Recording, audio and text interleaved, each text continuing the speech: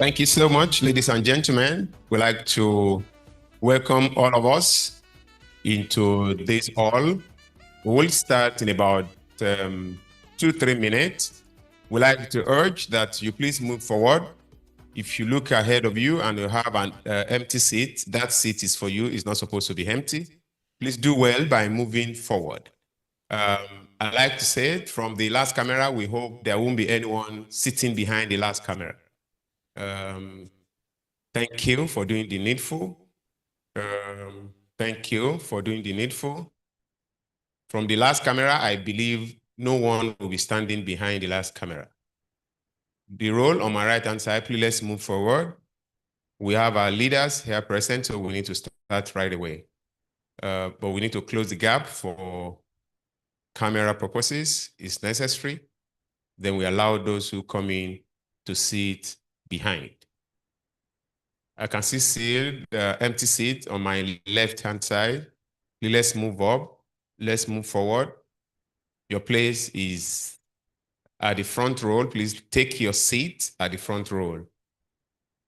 Thank you. Thank you.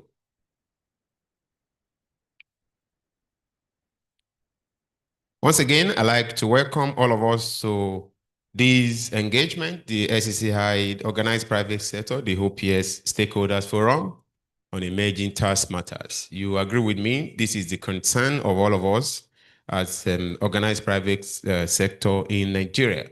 This is very important, and I'm happy to report that we have the government agencies to address these issues with us today. On that note, I'd like us to officially start this event with the arrival and the president and chairman of council here at Lagos Chamber of Commerce and Industry, Mr. Gabriel Idahosa, FCA, ably represented by the deputy. Please let's be upstanding as we take the first stanza of our national anthem.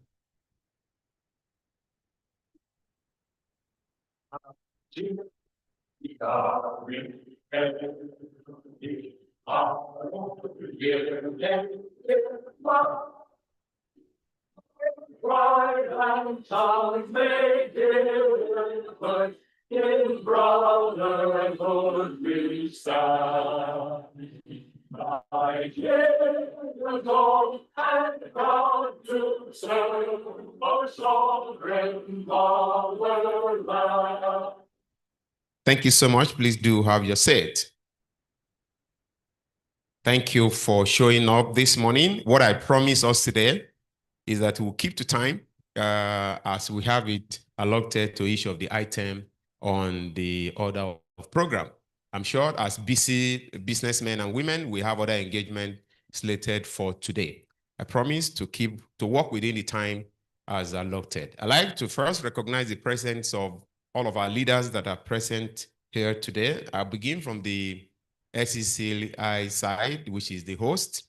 We have with us this morning, it's a privilege to have the #1 citizen of the chamber. I refer to him as the first-class president with first-class mind. We have with us represented him, the president of the chamber and chairman of council, Mr. Gabriel Idahosa, FCA, represented this morning by his deputy, engineer Leye Kupoluyi. Let's put hands together for him. Thank you so much. Thank you so much, sir. We also have with us today my direct boss, the Director General of the chamber, Dr. Chinyere Peace Amona, FCA. Thank you, ma'am. With us also this morning is a privilege to have Prince Abimbola Oloshore, FCA, President, Nigerian British Chamber of Commerce and Industry. Thank you, sir. Thank you. We also have with us today one of our leaders in-house, a leader and the President, Chairman of Council at the CIOD, our brother Otumba Adetunji Oyebanji. Let's put that together for Otumba. Thank you, sir. A brand new president there at CIOD. Thank you, sir. We also have with us this morning the Executive Chair of the Lagos Internal Revenue Service, Dr. Ayodele Subara. Let's put that together for Ayodele Subara. Thank you, sir. He's here with a lot of his team. We have on that team, Sheyi Alade, Director, Legal Services. We have Mr. Abidin Akonde, also SA to the chairman. We have Mrs. Titilayo Ikimi, Assistant Director, New Growth Areas. Mrs. Mojisola Aboyade Cole, Assistant Director, Relationship Management Unit, Angela Enuya, Assistant Director, Personal Income Tax. Last but not the least, Mr. Ahmed Olua, Assistant Director, Tax Audit.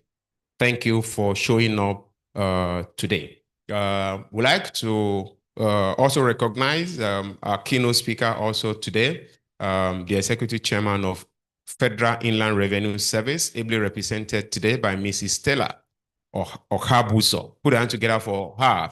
She is the Director of Oil and Gas Department. Thank you so much. So we'd like to move very fast. I'll do more of the recognitions later. So we'd like to have the welcome address by the President and Chairman of Council here at Lagos Chamber of Commerce and Industry, ably represented by the Deputy President, Engineer Leye Kupoli. Please let's put hands together for the Deputy President. Let's clap for my President, please. Thank you, Sandy.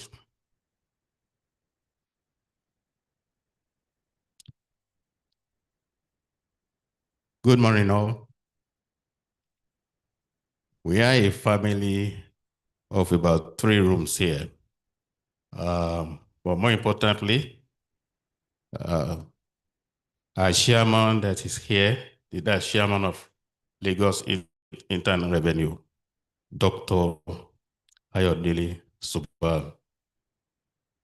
We're in your territory, and we welcome you to Lagos Chamber. I'm sure Lagos Chamber is one of your greatest taxpayers in Lagos. You are welcome. As I said, we are 3 in 1. Most of the president of IOD, the president of Nigerian British, they are very senior member of the ESCO of LCCI.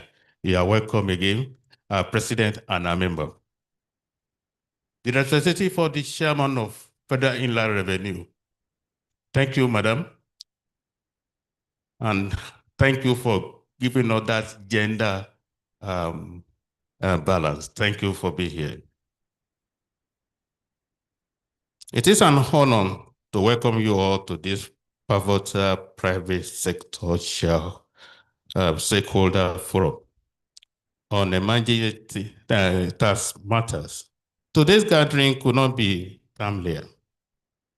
We stand at an inflection point of Nigerian economy, where resilient private enterprise, smart policy, and adequate revenue mobilization must converge to sustain growth.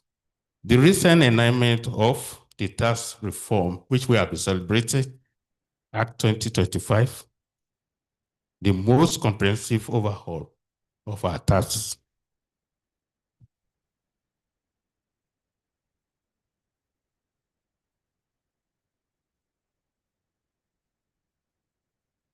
The most comprehensive system over the decade underscore the urgency and relevance of our deliberation. Taxation, as well known, is a far more than mechanism for raising government revenue. It is the backbone of credible social contract between the state and its citizens. For business owners and investors, tax policies shape decisions on capital allocation, employment, and innovation. The government provides the physical space to invest in infrastructure, education, healthcare, and security. The 2025 Act, with its sweeping provision on digital taxation, unified filing system, and incentive for green and export-oriented industry. Yet, good legislation alone is not enough. Effective and collaborative implementation will determine whether we unlock or include prosperity we all ask. This forum provides a critical platform for such collaboration. We must interrogate how the new act will operate, ensuring its laudable objective translate into predictable, transparent, and business-friendly outcome. Key question demand our attention. How can the new introduced investment and export incentive scheme under the Act be administered transparently to support industrialization rather than creating a venue for abuse? And how do we institutionalize efficiency, dispute resolution process via the tax appeal tribunal, so the tax disagreement will not cripple enterprise? The organized private sector is ready to engage constructively. The SCCI acknowledged the significant progress already achieved by Federal Inland Revenue and Lagos State Internal Revenue Service, especially in digitalizing compliance, unifying tax identification number, and promoting greater transparency in revenue reporting. This initiative aligns well with the 2035 Act, emphasized on technological-driven administration. But as commerce becomes more digitalized, cross-border and innovative incentive, the tax environment must remain adaptive. The private sector experience at the front line of production and trade offer practical insight into how the act can be implemented with minimum friction and maximum degree impact. Let us also remember that taxation works best when taxpayers see the viable value. The feasible value of their tax is the one that encourages them to pay. The 2025 Act includes provision for enhanced accountability and how revenue are deployed, but tangible improvement must match those provisions in infrastructure, public services, and governance. When businesses and citizens observe that their tax contribution translates into reliable electricity, efficient transport network, and quality education, compliance becomes a shared civic pride rather than a reluctant obligation. A tax system can be simple, fair, technology-driven, and growth-oriented. We make compliance easier than evasion. Inclusive, productive investment, stressing more trust between government and the governed.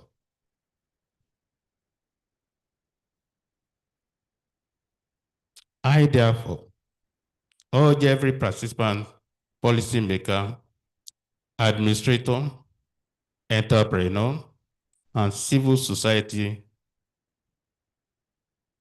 to approach today's dialogue with candor and creativity. Our task is not merely to analyze the Nigerian tax reform of 2025, but to shape the implementation so that in support of industrialization, job creation, and diversification of our economy.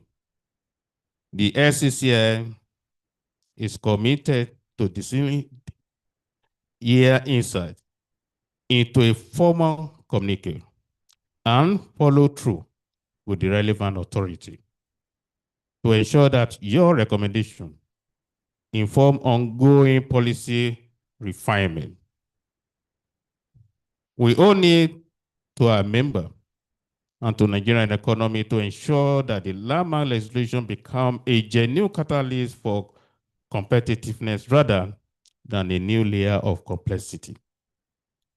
Taxation is often portrayed as a body, yet it can be a powerful instrument in transformation when it is equitable and efficiently administered.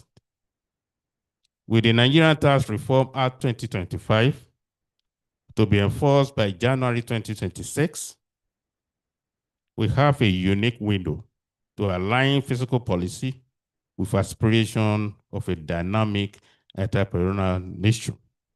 Let us seize this moment to craft a tax environment that enables businesses to thrive, citizens to prosper, and government to deliver. Together, through this dialogue, we share responsibility. We can reform Nigerian tax system into an actual engine of sustainable development. All words belong to Mr. Gabriel Idausa, the President of Lagos Chamber of Commerce and Industry. As you can see, the voice belongs to me. Thank you.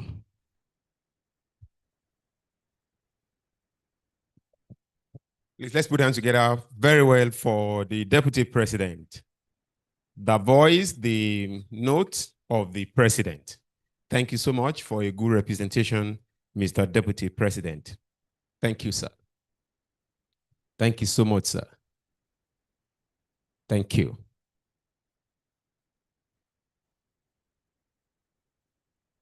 Once again, let's put hands together for the Deputy President for a good representation of the President.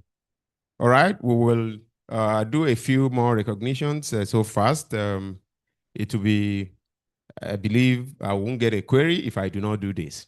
We had our brother join us. He's also a leader here at SCCI.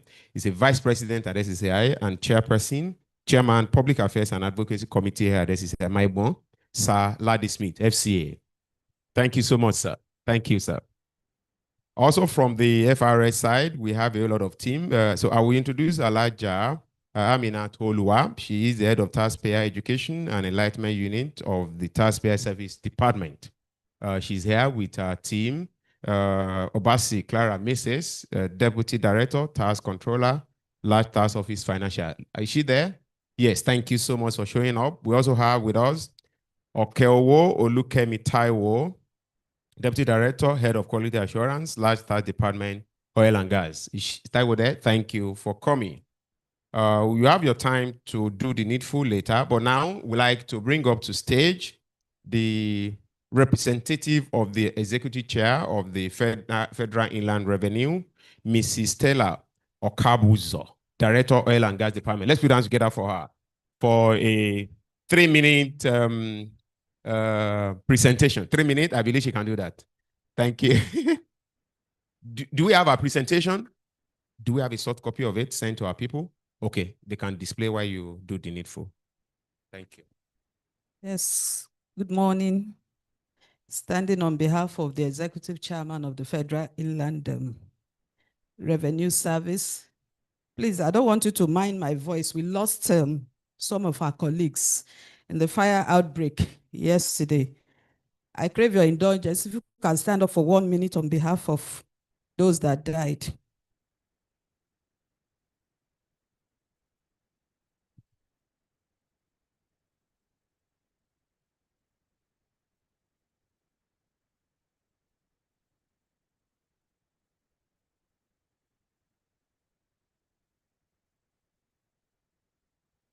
May God grant the soul of the departed eternal rest.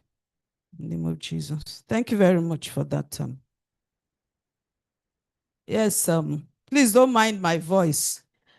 We just had to honor this invitation. That's why we are here. Otherwise, we are heartbroken. Yes, standing on behalf of the Executive Chairman of the FRS, he would have loved to be here, but due to other businesses that he had to attend to, that's why he's not here. And we have to take you through the our tax reform. Please, the slide. Okay. This is a tax system that is actually yearning for reform. On the side of the taxpayers, of course, there has been the complaints of multiple taxes, multiple tax collecting agency, complex tax rules, heavy compliance burden, heavy official corruption, skewed tax incentive regime, inefficient tax refund system.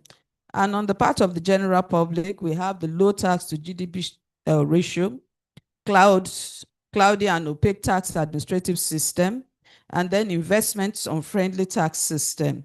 While the tax authorities, of course, what we had to battle with was the archaic and the scattered tax rules, low voluntary tax compliance, unending disputes on jurisdiction, then limited opportunity to deploy technology. While for the government, we have the suboptimal tax revenue yield, unfulfilled campaign promises, inability to attract investment, stunted economic growth, and then the political backlash. And how did we arrive to, how did we come about this tax reform? That is, there's this political will to change things. And then there's this trust deficit between the citizens and then government. We have large informal sector, the multidimensional poverty afflicting the populace, the heightened state of insecurity, economic and tax policy, not the product of rigorous debate or data analysis, then lack of continuity of policies or programs of government. Then on the overview of the tax reforms, of course, pre-independence, they gave me 3 minutes. I don't know how to do this in 3 minutes. Pre-independence, we have the stamp duty order, we have the direct taxation ordinance as far back as 1940. Then for the petroleum profit tax as far back as 1959, then other taxes. Then this reform, that is this new tax reform objective, number one is to harmonize our tax laws, then efficiency and modernization, that is to create an opportunity for re-engineering the tax administrative processes and to modernize our operations. Number three, for us to simplify the tax rules, and then another objective is for us to go about efficient government spending, then transparency and integrity of revenue administration, to update our tax laws to reflect some present realities. Then we, of course, we had to remold them to equate with the international standards, then broaden our tax base. Then the underlying principles are clarity and simplicity, unified tax legislation, competitiveness of the economy, then efficient tax administrative practice, ease of doing business and tax compliance, then data-driven tax policy choices. And this, the intention is to achieve the economic objective of the government, that is tax fruits with tax fruits and not seed, tax prosperity and not poverty. Of course, the new tax laws that we have now is the Nigerian Tax Act, then the Nigerian Tax Administration Act, then we used to have the Federal Inland Revenue Establishment Act, which we now have as the Nigeria Revenue Service Establishment Act. Before now, we have the PITA, that is the Personal Income Tax Act, which they have all been submerged into the JTB. Then for the Joint Revenue Board, of course, the status before now is that the Joint Revenue Board now, to replace the Joint Tax Board, it covers both federal and then all states tax authority, that is to standardize the tax administrative practices in Nigeria to provide services that are commonly required by all the tax agencies. And then the coordination of the Tax Appeal Tribunal would administratively be under the Joint Revenue Board. And then the funding of the TAT, that is the Tax Appeal Tribunal, will be from the Consolidated Revenue Account in order to promote transparency and taxpayer trust in the dispute resolution process, to enhance the status and power to enhance the status and then the power of the tax appeal tribunal as a dispute resolution body for all the revenue agencies across the federation and not just for the Federal Inland Revenue Service. Then we also have the creation of the tax ombud, which is the establishment of the office of the tax ombuds under the Joint Revenue Board as a complaint resolution body for taxpayers. That is to protect taxpayers and to enhance dispute prevention, to promote transparency and taxpayers' trust in the revenue administration and then the tax system. Under the tax laws, of course, we have various topics headings under our Nigerian Tax Act. We have the Income Tax Act, that is a unified income tax rules for companies and individuals, including the capital gains. Then for the resource tax, that is the fiscal provisions on upstream petroleum and gas operations, all harmonized, that is the Petroleum Industry Act, the Petroleum Profit Tax Act, and the Deep Offshore and Inland Basin Sharing Contracts Act. Then for the VAT, that is the value-added tax, we have the simplified value-added tax regime made neutral of business profitability. Then the Stamp Duties Act, that is now simple, clear, concise provision, imposition of the stamp duties synchronized with the VAT, especially when it comes to real estate transactions. Then we also have the tax expenditure, which has been, the restructured tax incentives, which are consolidated into a single chapter, including the Industrial Development Tax Relief Act. Then the Personal Income Tax Act, that is the harmonized deduction, pension, health insurance, and National Housing Fund contribution, that is the house loans, the house loan interest and rent, the simplified tax rate bound, including zero rate for up to 800,000 naira.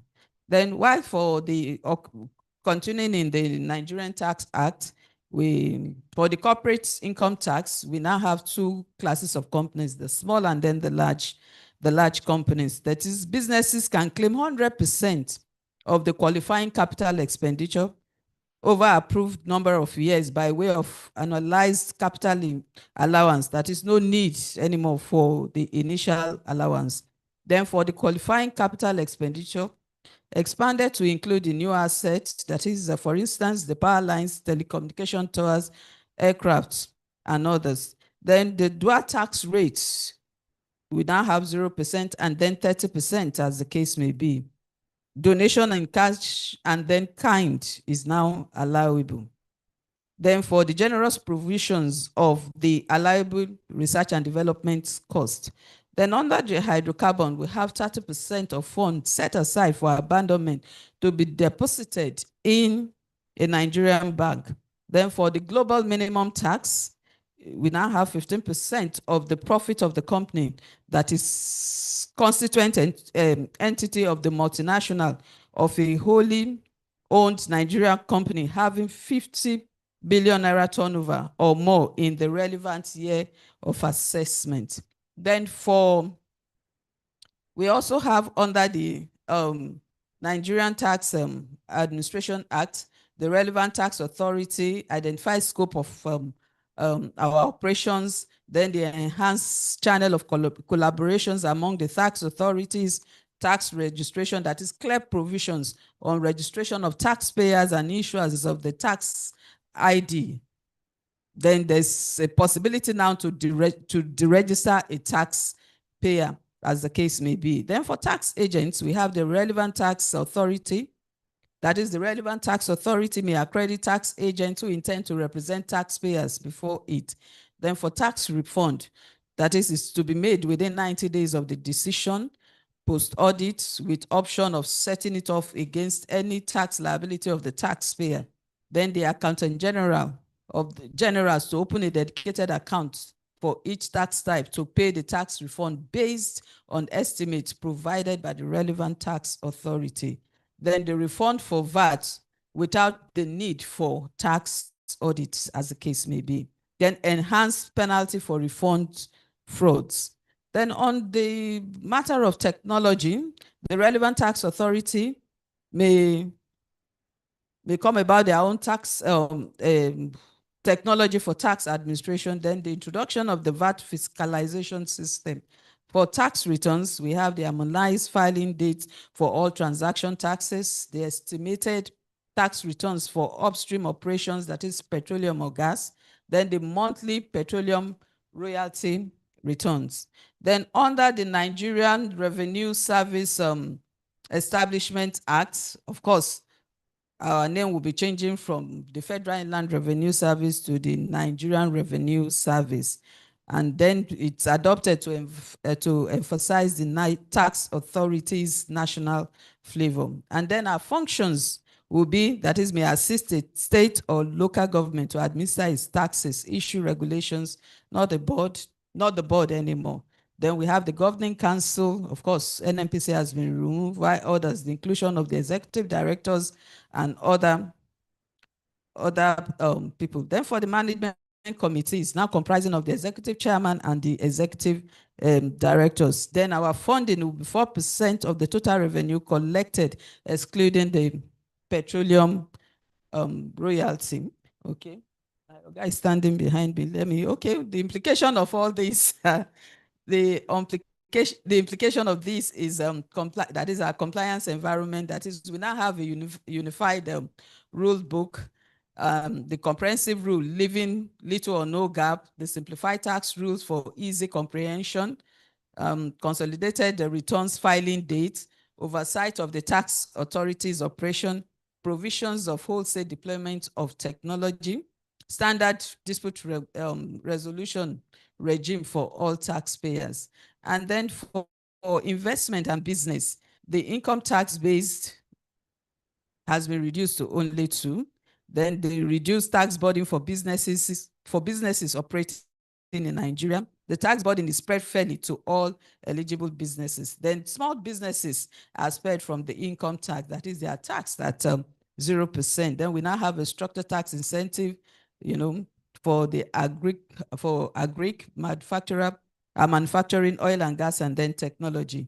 Then business measures greatly encouraged and reduced tax burdens for most employees. Then we now have reduced opportunity. There will be reduced opportunity for non-compliance, because we will be coming up with the friendly compliance environment to encourage voluntary compliance, suitable, both legally and then administrative framework. Then we now have the enhanced capacity of the tax authority to enforce compliance, and then stronger and deterring penalty regime. Yes, I have to say that again, stronger and deterring penalty regime. Then we have the legal framework for collaboration by tax authority to carry out joint tax audit, exchange of information, assistance in tax collection. Then we have the single window infrastructure enhancing transparency of business transaction. And then the poor, for the social economic conditions, the poor and vulnerable people are relieved of the tax burden. People will be enabled to spend more, improve domestic revenue, and ability of government to deliver critical public goods expected. Then stable foreign exchange market, improved security situation, then the return on the era of doing business. Okay, for the oil and gas industry, okay, is waiting. Okay, and the essence of all this is, okay, let me just take us through the benefit. The benefit of these new tax reforms is to ensure efficient tax administration, to encourage voluntary compliance, to grow the economy, protect, that is, these are the expected benefit. Then productive tax incentive regime, progressive taxation, new investment inflows, small business growth, and then poverty reduction. And if you can, I know you must have been hearing lately from everything that the FRS, through our executive chairman has been doing lately, is to encourage voluntary compliance. We talk less about enforcement, but we speak more on, we do everything to ensure. That's why you see us engage severally on taxpayers sensitization. Now we are sensitizing ourselves, getting to know more of this new, acquaint ourselves with the new tax laws. And by the time we finish our own, then we now begin to extend it to all our valued taxpayers. So I want to say thank you and sorry for, like I said, we came in here with a heavy heart, but sorry for jumping protocols. Thank you very much. Thank you so much, Mrs. Stella. Thank you. You did well, I must confess, representing the executive chair. Thank you so much for doing a good job. I believe there will be a time for 1 or 2 questions. Yes. When that time comes, you will be given the opportunity to address those concerns. Thank you so much. All right. So we like to go into the few goodwill messages we have. But just before we do that, I'd like to recognize some of our leaders that I have not recognized their presence as they are here already. We have joined us in the course of this program, Mrs. Bukunola Fadayomi. She is the chairperson of the education group here at SCCI. Let's put hands together for our chairperson. Thank you, ma'am. Thank you for showing up. We also have with us the vice president at the Chartered Institute of Taxation of Nigeria, Dr. Simeon Kato. Let's put hands together for Doctor. Thank you so much. Thank you, sir. Thank you for showing up. Also, tax partner of Dafilonen, we have also Mr. Folusho Osho, FCTI, FCA, BSc, HND. Put your hands together for Mr. Folusho. Thank you. So we like to move very fast. So I'd like to take the first goodwill message from my elder brother and a boss as well. Also a president, a vice president here, and a president at the Nigerian British Chamber of Commerce, NBCs. Put your hands together for Omoba Abimbola Olashore, FCA. Please, let's clap for my boss as he comes to thank you, sir, for his goodwill message from NBCC. Okay, thank you very much. Good morning. Normally, when I come up here, I speak on behalf of Lagos Chamber, but I will still maintain the protocol of Lagos Chamber by first of all recognizing the president of Lagos Chamber of Commerce and Industry, that is Mr. Gabriel Idahosa, who is ably represented by the deputy president, Engineer Leye Kupole. Also, the vice president of Lagos Chamber that are here. I can see Ladi Smith that is here with us. Also, our council members, I can see the president of the Chartered Institute of Directors, Otumba Oyebanji. Other council members here, ladies and gentlemen, and that's the FRS. Now, as the president of Nigerian British Chamber of Commerce, I must now go to the normal protocol of recognizing the executive chairman of the Federal Inland Revenue Service, Dr. Didiji, who is ably represented here by Mrs. Stella Okabuzo. Also, my elder brother, my senior in school, the chairman of the Lagos State Inland Revenue Service, Dr. Subaya. I must also recognize other tax experts, consultants that are here. Well, on behalf of the Nigerian British Chamber of Commerce, first of all, let me extend our condolences to the Federal Inland Revenue Service for the lives of our lost yesterday. God in his almighty wisdom will console the families and also grant them eternal rest. I'm here to speak on behalf of Nigerian British Chamber of Commerce, and it's indeed a great pleasure for me to stand before you at this second edition of the LCCI FRS Stakeholder Forum. Let me first of all commend the LCCI for convening such a timely and strategic dialogue. It's extremely topical. I think when this was done last year, we were all talking about the new tax reform. Now it is here with us. For us at NBCC, our mandate is very clear: to promote and strengthen trade and investment between Nigeria and the United Kingdom. In the spirit of that mandate, we reach out to our members to hear directly from them on their experience with the current tax reform. Their feedback provides us with an authentic snapshot of the realities that are faced by the private sector. 3 major themes emerged. The first of all, has to do with clarity and communication. Many businesses, especially SMEs, find the provisions of the reforms rather vague. For example, the turnover threshold for small businesses for income tax purposes under the Nigerian Tax Act is 50 million naira. However, a common misconception is that the threshold defined by Nigerian Tax Administration Act applies. There's a common misconception that the threshold is 100 million naira. This 100 million naira threshold for small businesses as defined by Nigerian Tax Administration Act only applies for tax compliance purposes. There are still gray areas, and where ambiguity exists, compliance becomes challenging. Our strong recommendation is that the FRS and relevant agencies to intensify stakeholder engagement through sector-focused workshop, simplify guidelines, and practical FAQs so that obligations are understood and compliance becomes seamless. Second point, the impact on investment and cross-border transactions. As a bilateral chamber, this is of particular concern to us. Investors, whether Nigerian or foreign, seek predictability. For example, the treatment of chargeable gains on indirect transfer of shares has generated mixed interpretations. Similarly, removal of the foreign loan interest exemption is expected to have significant implications for Nigeria's investment climate.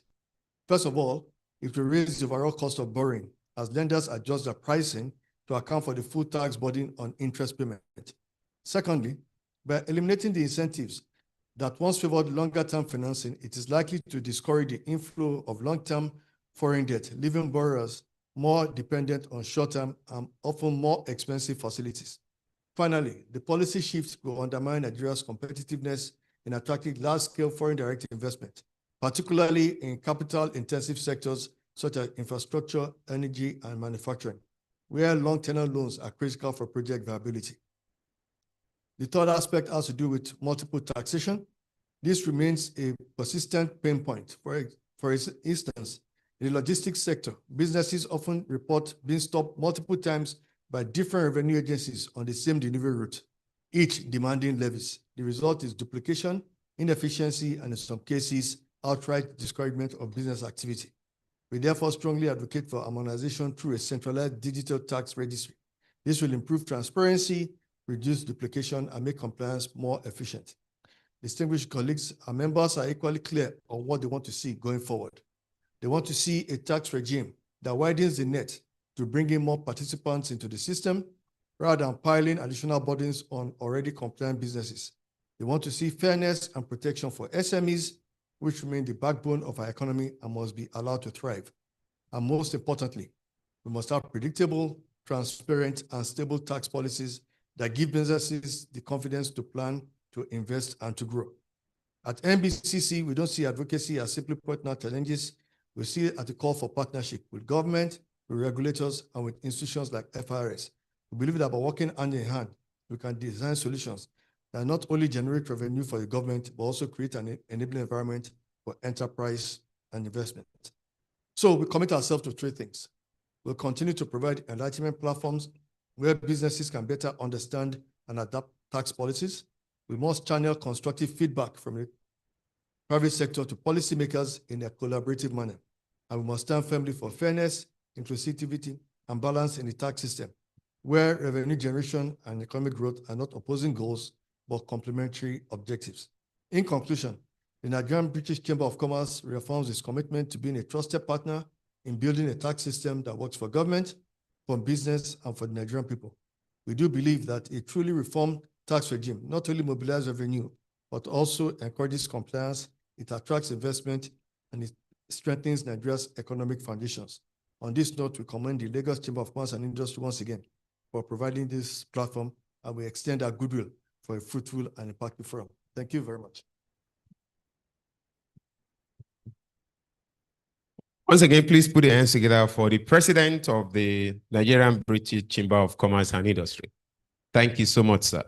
We are proud here at SCCI to say we have our leaders here at SCCI serving as leaders also at some of our sisters organizations. It's a privilege and it's a thing of joy. I believe I speak on behalf of my deputy president, who is also gladly happy to have said that today, that we have our leaders, vice president, council members serving in various other OPS. Once again, thank you so much, NBCC, for showing up. We'd like to also have from one of our also sisters organization, whom we are also happy to announce that we have a council member here serving as the president of that reputable organization. Please put your hands together as we have speak to us a goodwill message, the president and chairman of council of the CIOD, Chartered Institute of Directors. Put your hands together for Tumba Oyebanja Detunji.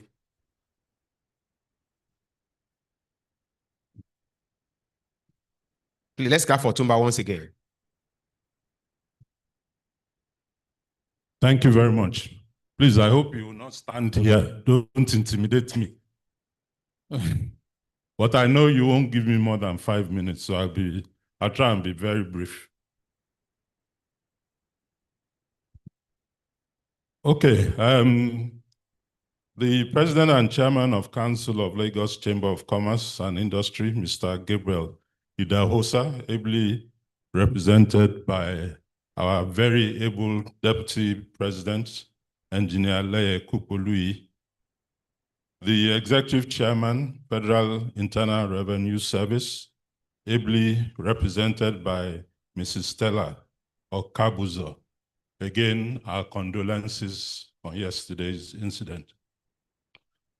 My very esteemed old boy, the Executive Chairman, Lagos State Internal Revenue Service. As Prince Olashore highlighted earlier, Dr. Subaya is an old boy of St. Gregory's College. Prince Olashore is an old boy of St. Gregory's College. I also am an old boy of St. Gregory's College. So if I ask you, which is the best secondary school in Nigeria, I'm sure you all know the answer. Members of the Executive Committee of the Chamber, esteemed stakeholders and public and private in the public and private sectors, distinguished members, distinguished guests, ladies and gentlemen. It's an honor to be here today at this crucial stakeholders engagement organized by our esteemed partner, the Lagos Chamber of Commerce and Industry. On behalf of the Governing Council and esteemed members of the Chartered Institute of Directors, Nigeria, I say thank you for having us here today. The LCCI has always been a beacon of private sector advocacy and a vital voice in shaping Nigeria's economic landscape. We at the Chartered Institute of Directors hold the Chamber in high esteem, and we commend you for creating this timely and essential platform for dialogue. We believe this is a testament to the power of collaboration and shared purpose. The theme of this engagement, a new tax regime, fostering collaboration for economic growth, would not be more apt. Nigeria is at a critical juncture, faced with pressing need to diversify our revenue streams and create a more resilient economy. The federal government, through the signing of the 4 landmark tax reform bills in June 2025, has initiated what is perhaps the most significant fiscal overhaul in decades. These legislative changes, the Nigeria Tax Act, the Nigerian Tax Administration Act, the Nigerian Revenue Service Act, and the Joint Revenue Board Act, are scheduled to take effect from January 2026. They are ambitious in their scope and laudable in their intent, aiming to simplify tax administration, enhance compliance, and broaden the tax base. These are objectives that every responsible corporate entity and every patriotic Nigerian must support. However, as custodians of corporate governance and champions of a thriving business environment, the CIOD Nigeria has a duty to articulate the concerns of our members, who are the very leaders and drivers of this economy. Our message today is one of partnership, not opposition. We believe that the successful implementation of this new tax regime hinges on an established understanding of its potential impacts on businesses, particularly on small and medium-sized enterprises, and on our collective ability to maintain a favorable investment climate. The most pressing concern of our members regarding the new tax regime revolves around the principle of fairness, both in application and in effect. While the new laws rightly aim to increase revenue, some provisions, if not carefully managed, will place an undue burden on businesses already grappling with high operational costs, a volatile currency, and macroeconomic headwinds. First, let us discuss the multiplicity of taxes and levies, a long-standing challenge that the new regime seeks to address. While we applaud the consolidation of some levies into a new development levy, there's a lingering uncertainty that the new regime may not fully eliminate the problem of multiple taxation at the state and local government levels. Directors of companies operating across different states are often confronted with a myriad of levies that stifle growth and complicate compliance. A harmonized and transparent tax structure is not merely a convenience, it is a fundamental requirement for boosting investor confidence and easing the cost of doing business. We must ensure that the Joint Revenue Board is empowered and effective in its mandate to enforce a single, seamless tax collection system. Secondly, the sharp increase in corporate capital gains tax, CGT rate from 10% to 30% is a significant concern. While the intent to align CGT with companies' income tax rate is understandable, the timing and scale of this adjustment would discourage capital-intensive investment, corporate restructuring, and business expansion. At a time when companies are struggling with high costs and fragile margins, such a steep hike risks slowing growth and reducing the tax base over the medium term. A more gradual approach would allow businesses to adjust while still achieving government revenue objectives. Thirdly, we must shine a spotlight on the burden of compliance. While the new laws rightly aim for a more digital and streamlined tax administration, many businesses, particularly SMEs, may struggle to cope with the new reporting requirements and the cost of digital infrastructure. Without adequate support, this could drive more firms into informality, undermining the very objective of broadening the tax net. It then becomes imperative that the government provides adequate support, training, and a grace period for businesses to transition smoothly. The process should not be more cumbersome than the tax itself. Fourthly, many are concerned about the transparency and accountability in the utilization of tax revenues. The business community is willing and ready to pay its fair share of taxes, but that willingness is predicated on a social contract, the assurance that these funds are being efficiently and judiciously used to provide essential public goods and services. Our members, as well as the wider citizenry, need to see tangible results from their contributions in the form of improved infrastructure, reliable power supply, and enhanced security environments. The new tax regime must be complemented by a renewed commitment to fiscal prudence and accountability from all tiers of government. This will build trust and foster a culture of voluntary compliance. In closing, let me reiterate that CIOD is a key partner in this journey. We are not simply here to highlight concerns. We are here to offer our expertise and to collaborate on solutions. Our members, with their wealth of experience in corporate strategy, finance, and governance, are ready to work with the government and fellow stakeholders to ensure that the new tax regime becomes a true catalyst for sustainable economic growth. This includes helping the government anticipate and respond to the behavioral pause effects that often accompanies major tax reforms, so that we do not lose valuable momentum in private sector investment. We therefore propose a continuous and open feedback mechanism to monitor the implementation of these reforms, track real-time business responses, and address any unforeseen challenges as they arise. Let us work together to build a tax system that is fair, predictable, and supportive of enterprise, a system that not only generates revenue, but also creates an enabling environment where businesses can thrive, innovate, and contribute meaningfully to the prosperity of our nation. Thank you.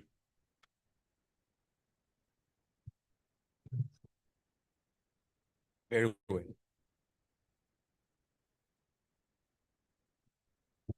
Thank you so much, sir. Once again, please let's put hands together for the president of CIOD. Thank you, sir. Thank you so much. You know, when presidents speak, you, as one of their subjects, must be very careful. Because if you don't treat President A well, the president here can communicate with your president and your job is off. And I don't have any other job. My Egbon hasn't offered me any. There is one we are discussing. He has not concluded. I hope when he concludes, we will know if I should do what I need to do. Mr. President, thank you. All right. So with that done, we'd like to go to our executive chair from the Lagos State Internal Revenue Service, but I need to announce that just before I bring Dr. Subar up, we've been talking about their secondary school days. I wasn't here then. Maybe I wasn't born. I don't know. But I also talk about my secondary school later, but that's after he must have spoken. I like to say that his sessions will be very interactive. You will need to ask your questions where necessary. So I want to urge us that as he's speaking, please try and pen down your questions. We will ask him questions. I believe I have enough to ask him after he must have finished his session. Put your hands together as I make welcome to the podium, Dr. Ayodele Subar, the Executive Chairman, Lagos State Internal Revenue Service. Doc.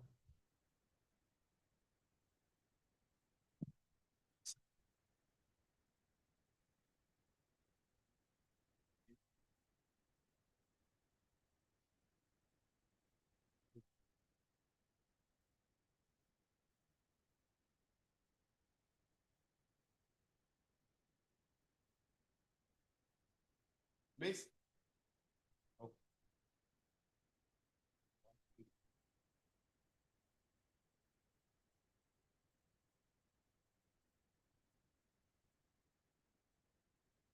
The president of the Lagos Chamber of Commerce and Industry, our hosts, ably represented by Engineer Leye Kukpolui, the Director General of LCCI, Dr. Chinyere Almona,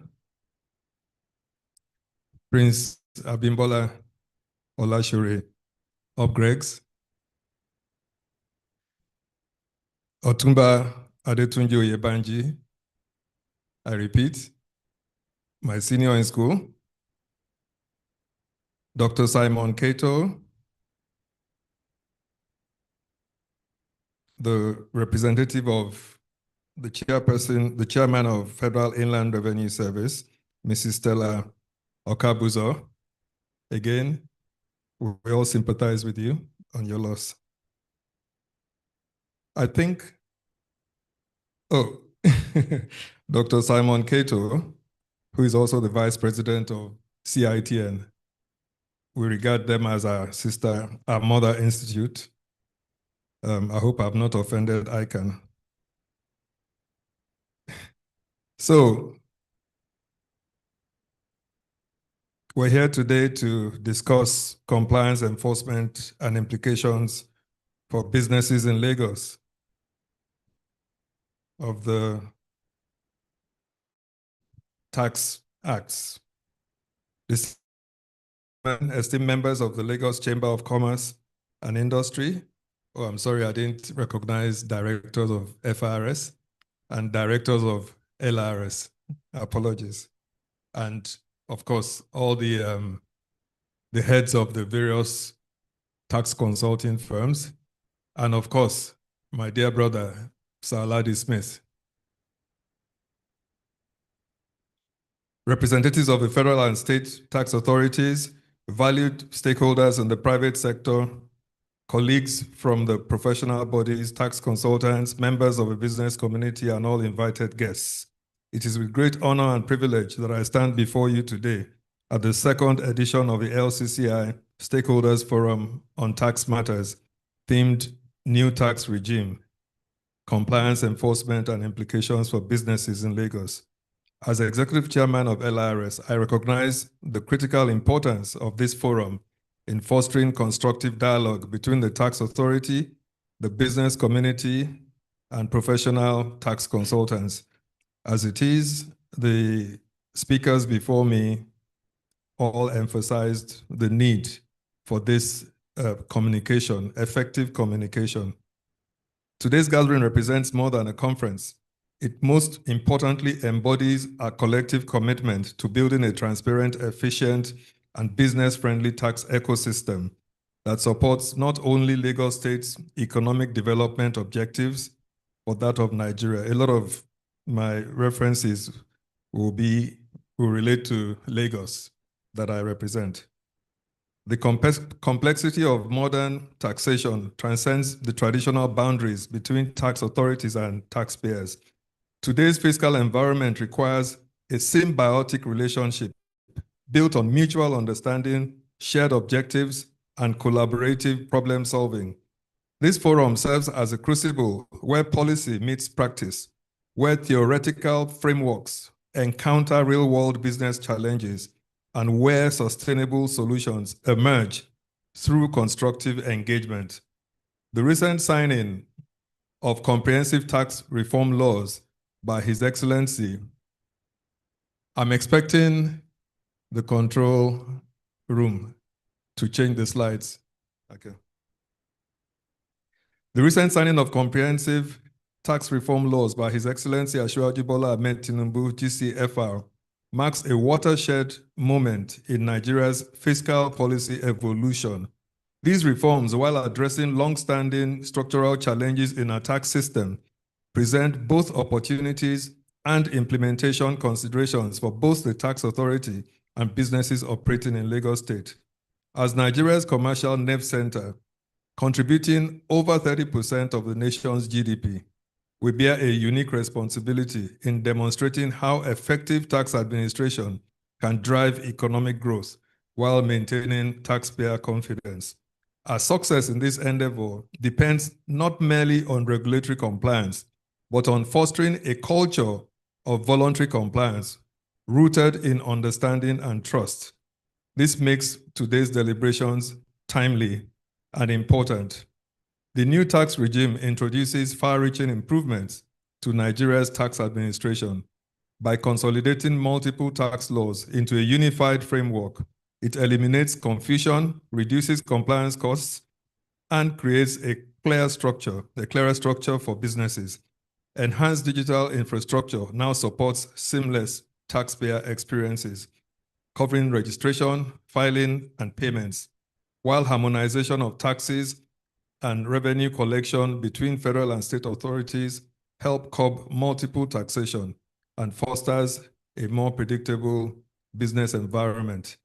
Otunba Oyebanji mentioned this issue of multiple taxation, but just to let you know that there's still subsequent regulations that will be released to the business environment. So while the 4 reform acts maybe a strategy of the presidential committee, I'm not a spokesperson, but I know one of their strategies was to at least land with these tax reforms so as not to create the criticism and opposition and pushback, as we all witnessed before the reform acts were brought out. There was already strong opposition from certain sections of the nation. So not wanting to incur the wrath of the local government authorities, the committee, in its wisdom, decided to take it in stages. So there will still be more regulations that will come out to guide to curb this menace of multiple taxation. The simplified tax structure, including new, simple, progressive tax rates, reduces complexity, particularly for SMEs. The 4 new laws are the Nigerian Tax Act.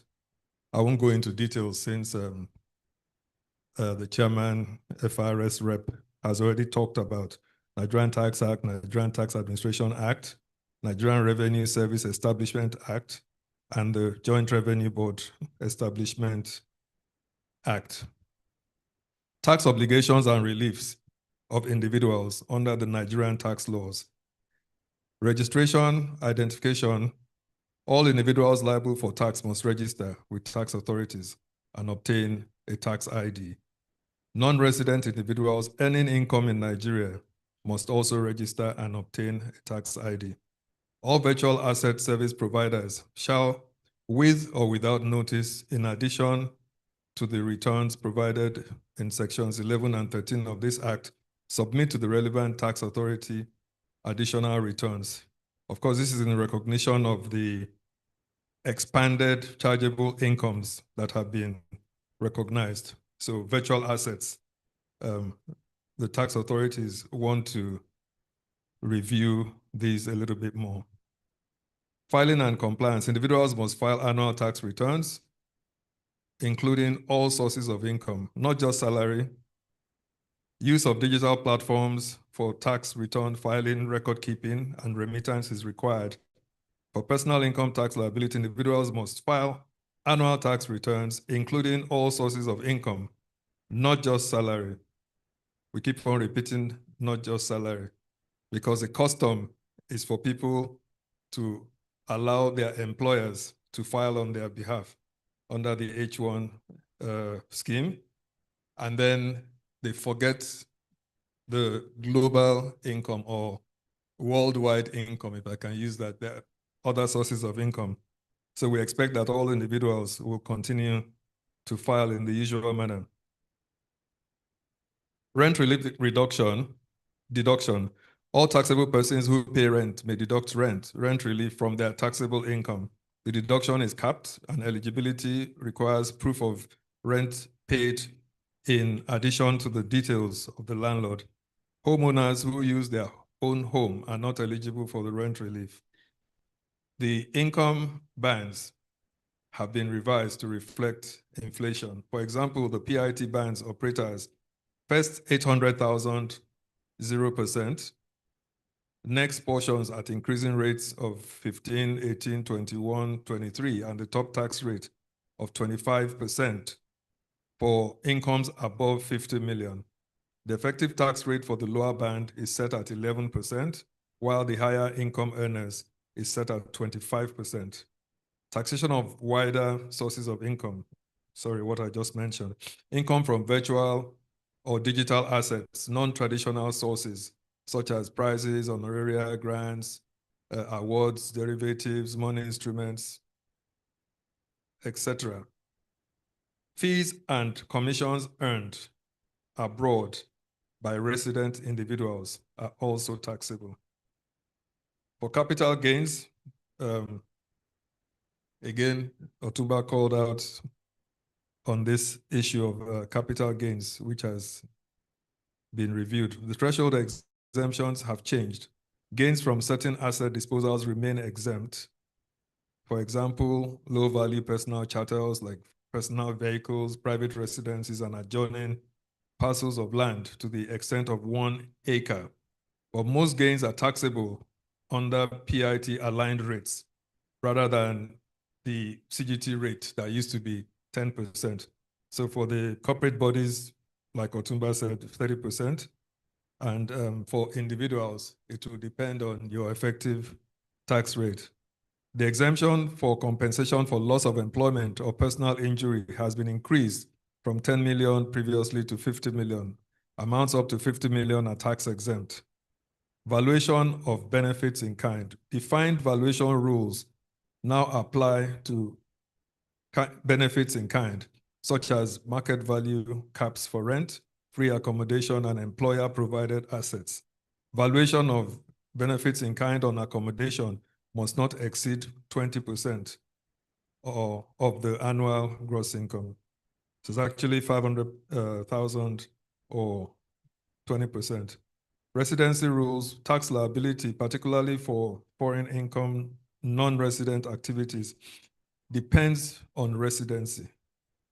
Resident individuals are taxed on worldwide income.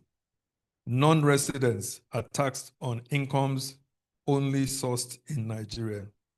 Residency is defined by time spent, whether it's a permanent home, whether they're economic family ties, also known as vital interests, whether it's a habitual abode, also nationality and mutual agreement.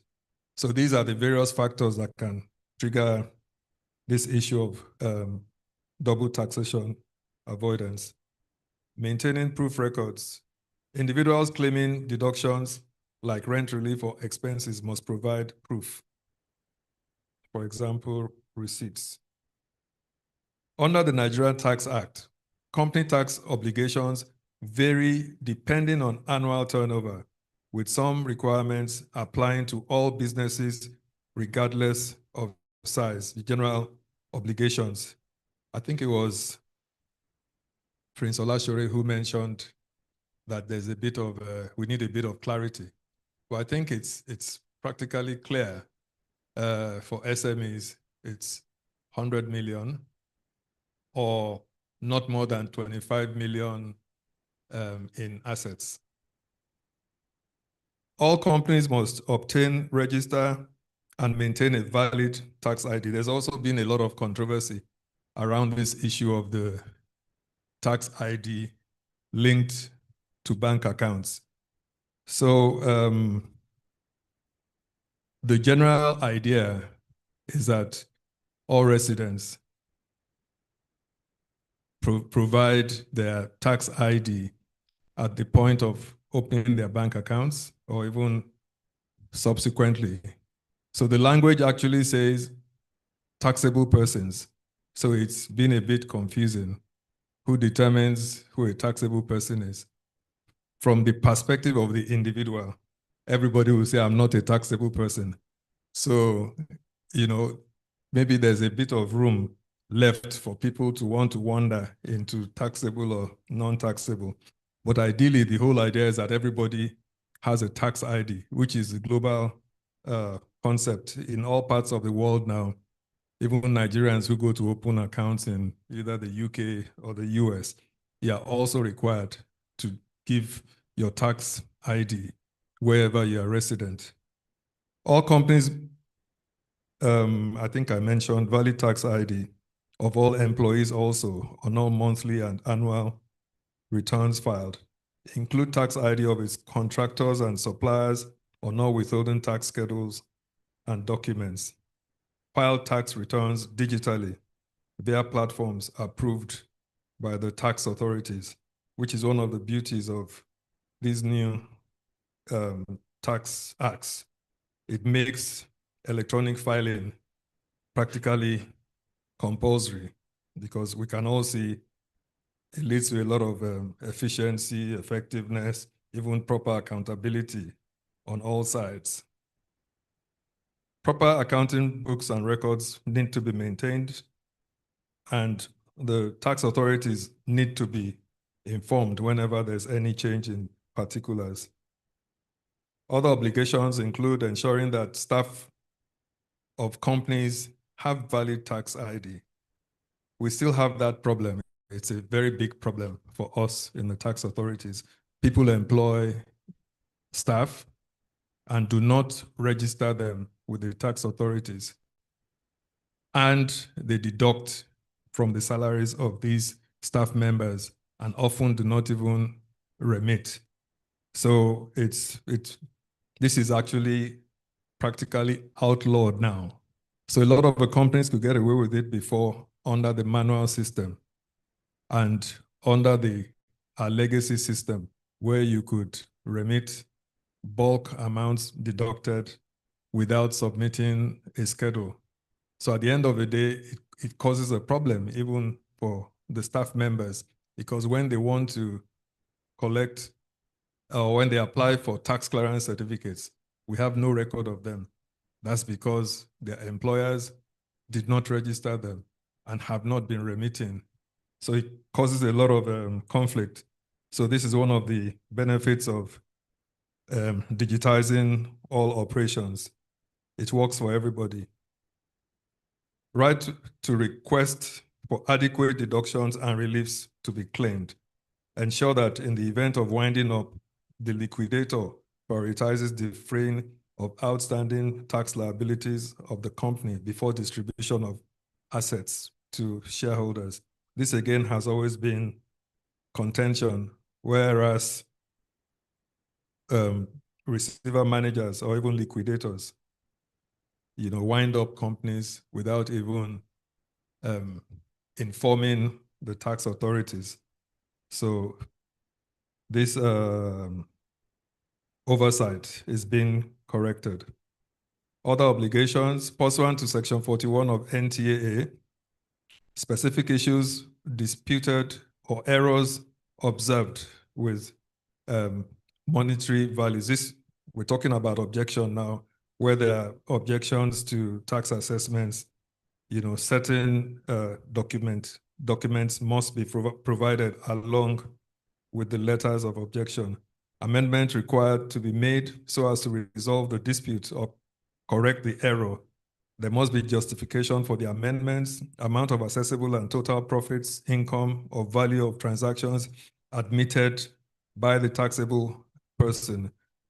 We at LRS have tried to apply this for so many years. When people object, we want to know the basis of their objection, and we tell them that, okay, what you are not objecting to, why don't you pay the tax on that? So it's always been controversial, but now everybody is compelled to do that. Amount of tax admitted by the taxable person, or that amount of tax is admitted as payable. Enforcing cash transactions reporting by banks. Banks must report large monthly transactions to the relevant tax authority, those equal to or exceeding 100 million for corporates and 25 million for individuals. I know this will catch the attention of a lot of Nigerians. Obligations of tax authorities under the new tax laws.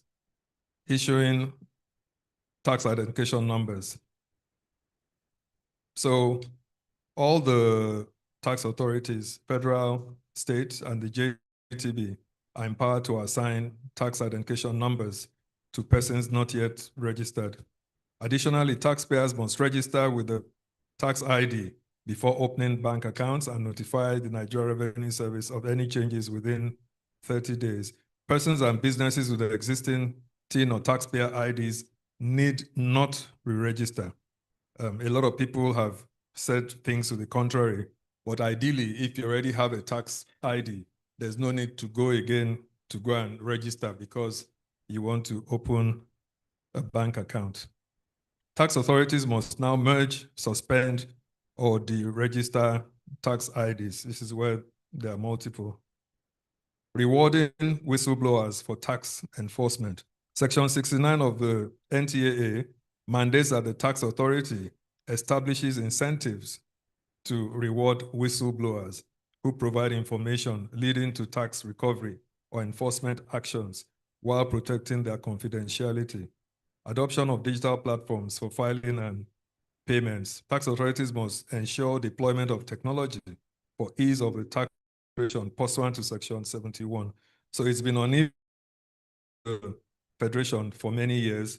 Some tax authorities are actually automated, some are not automated. So it's now mandatory that every tax authority deploys technology adequately to improve the efficiency and accountability around taxable transactions. Tax authorities must, in conjunction with the Accountant General's office, create a tax refund account for each tax item. All refunds are to be done within 90 days. This is a very, very important tax tool because presently the issue of refund is a major problem. Accusations that we get from taxpayers is that the day you apply for a tax refund, then you are just starting a new set of problems for yourself because the authorities will investigate thoroughly.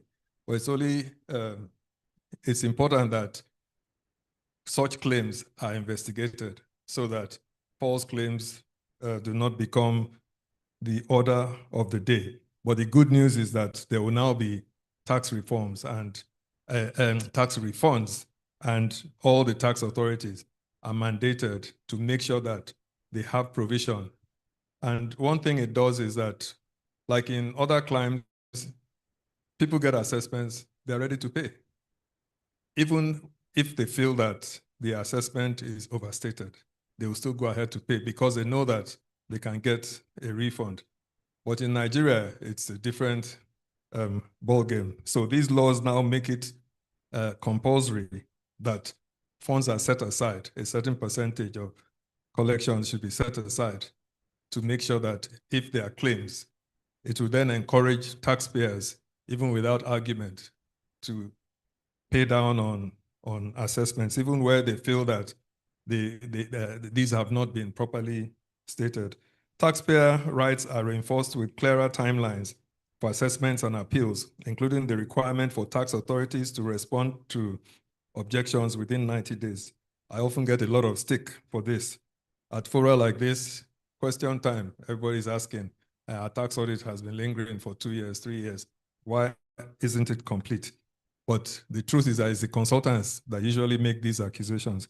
But the consultants are most guilty in prolonging these tax reconciliation exercises. If you ask for 10 items, they do it instrumentally. They bring only 2. The next meeting, they bring 1, just to delay the payment of the tax. So the fault works both ways.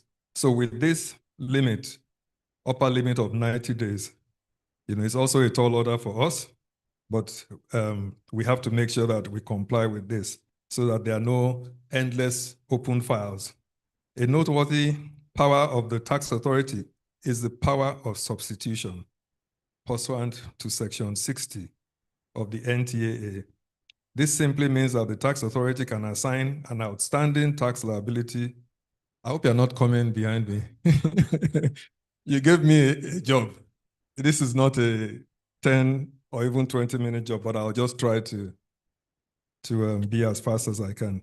So we all know what the power of substitution is. If you're owing the tax authorities can actually assign your debt to an agent. It's not a very popular move. One of the ex-chairmen of FRS had this, they had a lien on people's bank accounts. It wasn't very popular, but it's almost like an important tool that must be introduced so that people do not take assessments with levity. People receive our assessments and shred the assessment almost immediately with full confidence. So now, that will start to change. If you object to an assessment, there are means of the authorities listening to you. Enforcement dynamics in the new regime, use of unregistered vendors, suppliers, this is no longer allowed. You must register all your suppliers and state their tax ID because the penalties are now steep. If you don't do that, you could face a fine of 5 million. There are also some general penalties, whereas it would be 20,000 when the offense is for failure to file, 2,000 for every day. It's now 1 million, an imprisonment of up to 3 years.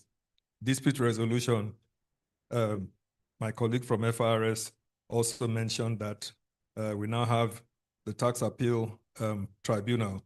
We also have the tax ombud, who is an independent person who would look at all the tax disputes.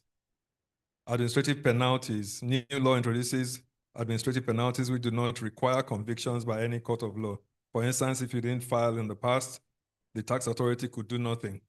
We had to go to the courts to go and get a conviction.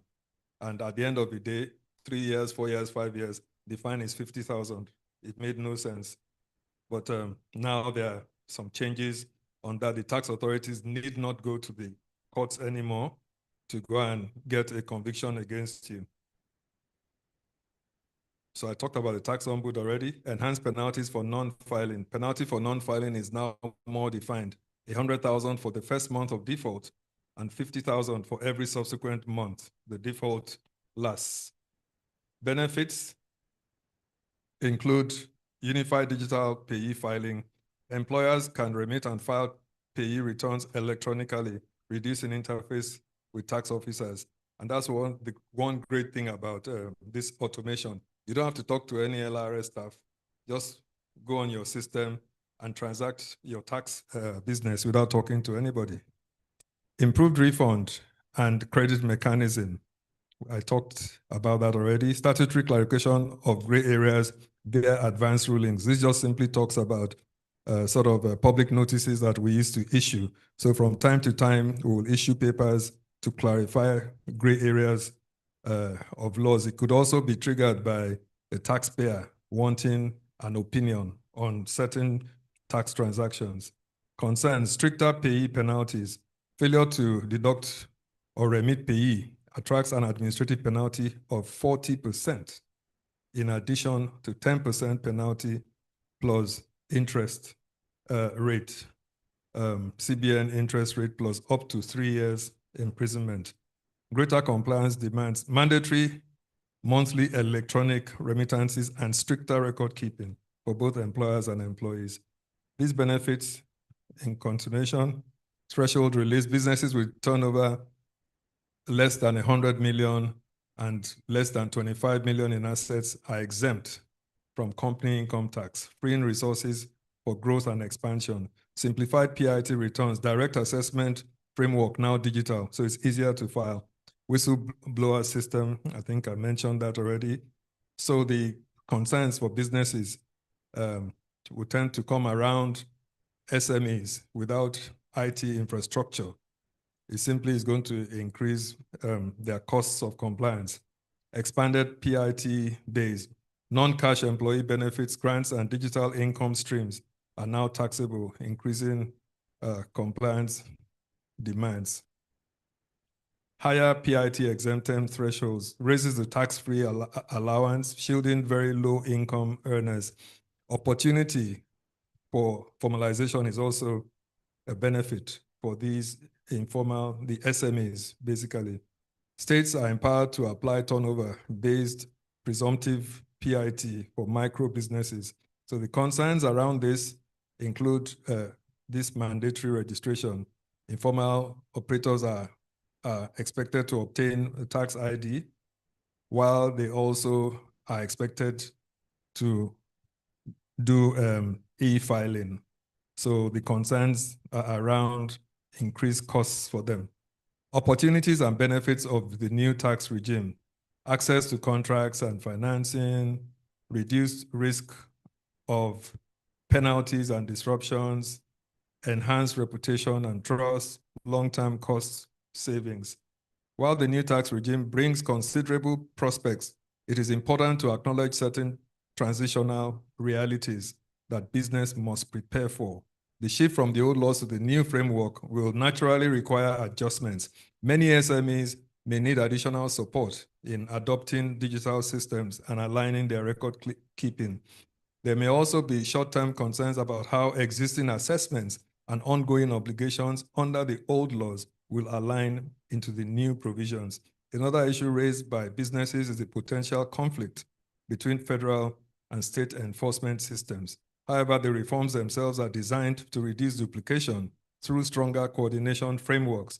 What is most critical is the effective implementation of these frameworks to reassure taxpayers of coherence in enforcement.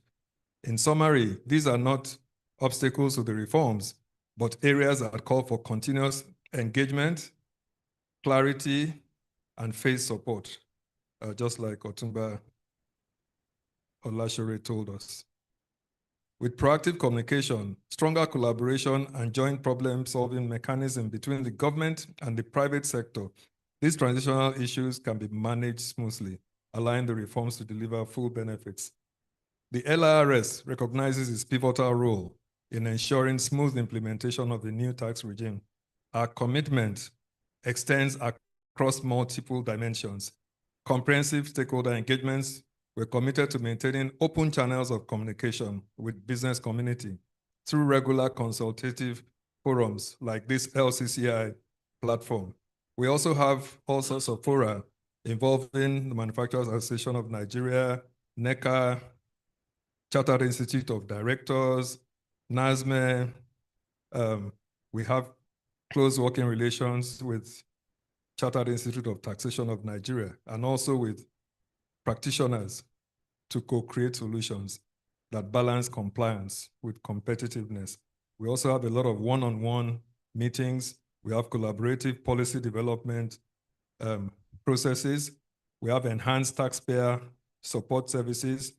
At higher levels, we have relationship management units, people who actually identify and act as a one-stop shop to the various taxpayers. We have fair and transparent enforcement. While strengthening compliance monitoring, we remain committed to due process in all enforcement activities, transparent appeals and dispute resolution mechanisms, and proportionate penalty structures. In terms of technology-driven efficiency, our digital transformation initiatives focus on user-friendly online filing platforms. For instance, the eTax platform that we operate. The Lagos State also operates a portal for non-tax transactions, real-time transaction monitoring systems, automated return processing capabilities, integrated data analytics for improved service delivery, fostering constructive dialogue. This forum serves as a vital feedback mechanism. Already I've taken some notes of some of the observations from some of our previous speakers. This will enable us to understand from business perspectives what the issues are and address these challenges and refine our approaches based on practical experience. Key areas for dialogue: implementation timelines, ensuring realistic transition periods that accommodate business operational cycles and capacity constraints. Technical clarifications, addressing gray areas in the new regulations through collaborative interpretation and issuance of guidelines and public notices. Compliance support, identifying additional support mechanisms needed by different business sectors and sizes.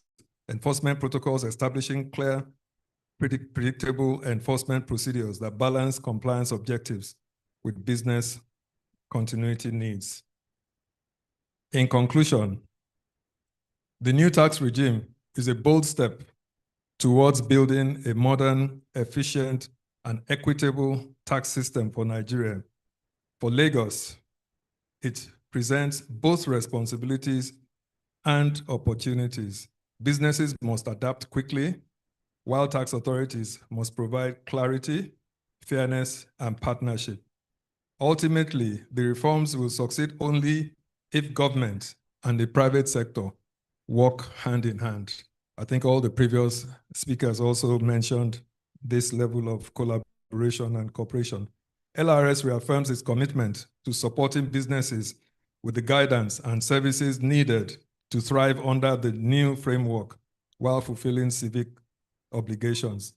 Stakeholders are encouraged to engage actively, raise concerns, and contribute to shaping a system that promotes economic growth, social development, and Lagos's standing as Africa's premier business hub.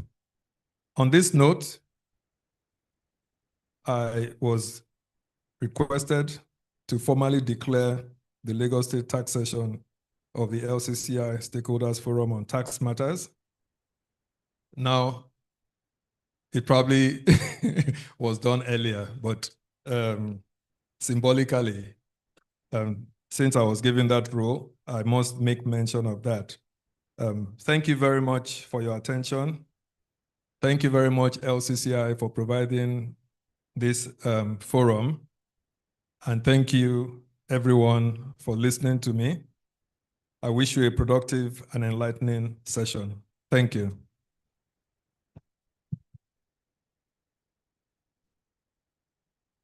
Thank you so much, Dr. Subara. Thank you. I allowed Dr. Subara to get back to his seat. I know you have your questions. I'm told some of us, you need to write your questions. So I'll bring him up in 5 minutes for the question and answer. Please take time to write your questions.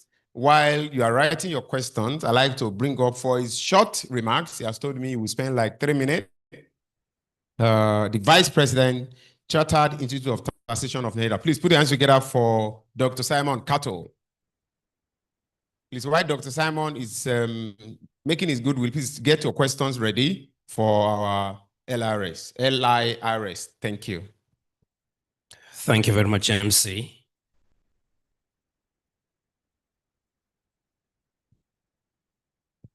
Distinguished guests, dear professional colleagues, private business movers in the country that are here, ladies and gentlemen, I stepped into this hall and before I could notice the first comments made by the representative of the Federal Inland Revenue Service, I noticed that we were all standing up, and I quite did not get to know of yesterday's incident. And so until more comments came up, and the first thing I thought was, okay, it could be, could it be with respect to the death of the mother of our former boss? That was the first thing that came to my mind, until I got to realize that while coming in, I was on a taxi, and the taxi driver was saying that a video is trending, UBA building is burning. It didn't just click. Not until I was seated and I realized the depth of what transpired. And I walked in here so happy and excited because I saw Stella and the rest of my colleagues that we all walked together at Awolowo Road before I left this place in October 2024 after leaving the service. And it was an excitement that I was meeting my colleagues only to hear of this. And so on behalf of the president of the Chartered Institute of Taxation of Nigeria, Innocent Ohagwa, I had to step out to speak with him on this same issue and to let him get to know that I will be mentioning it while I stand. He's out on a WhatsApp engagement in Sierra Leone. That is why he's not here physically. We condole all of us. I'm part of the FRS family, and this is a painful experience, you know. When young people still active and serving the country would just have to go like that. God will comfort all of us in Jesus' name. I will just present a brief version of the goodwill message of Mr. President within the minutes given to me. And I hope I've not taken more than a minute. So I bring you warm greetings from the Chartered Institute of Taxation of Nigeria, CITN. We stand here today in an era of bold fiscal reforms. The enactment of 4 landmark legislations represents one of the most far-reaching transformations of our nation, of our nation's tax landscape in recent history. These reforms are not just legal texts. They are an economic blueprint. They promise to, 1, improve the standard of living through shared prosperity. Secondly, these reforms promise to mobilize domestic revenues instead of over-reliance on debt. And thirdly, these reforms promise to facilitate sustainable growth. For these visionary steps, we commend the Presidential Committee on Fiscal Policy and Tax Reforms under the able leadership of Mr. Taiwo Oyedele and the Executive Chairman of the Federal Inland Revenue Service, Dr. Zach Adedeji, for driving the reforms with courage and clarity. The key shifts in this new regime. The reforms elevate taxation from a routine compliance function to a strategic growth enabler. One striking innovation is found in Section 33 of the Nigerian Tax Administration Act, and it has been touched by both the FRS and my dear boss, the chairman of the Lagos Internal Revenue Service.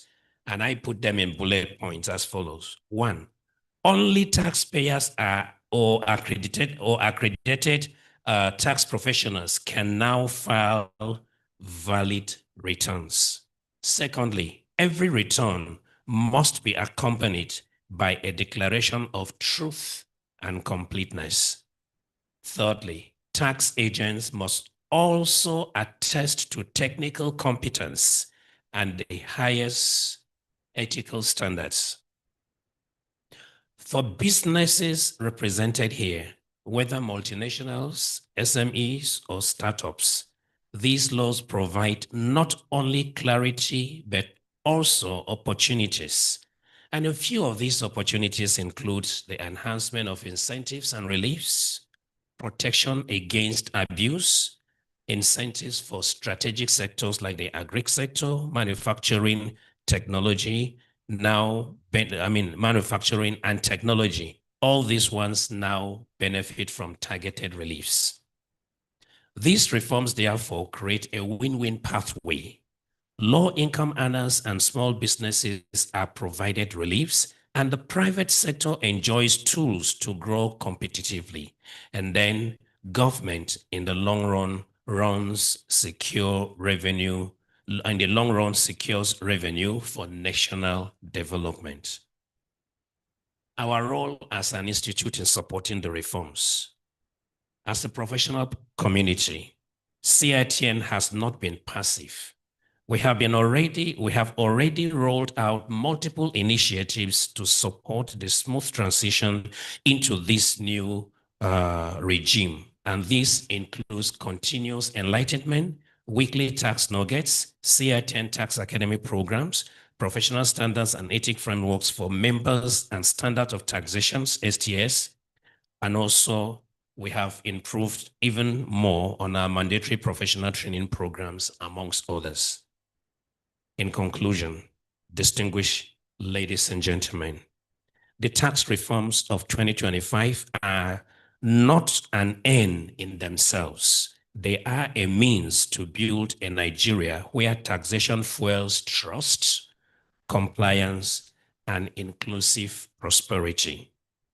CITN, for its part, stands committed to supporting government reforms while safeguarding professional standards and taxpayer confidence.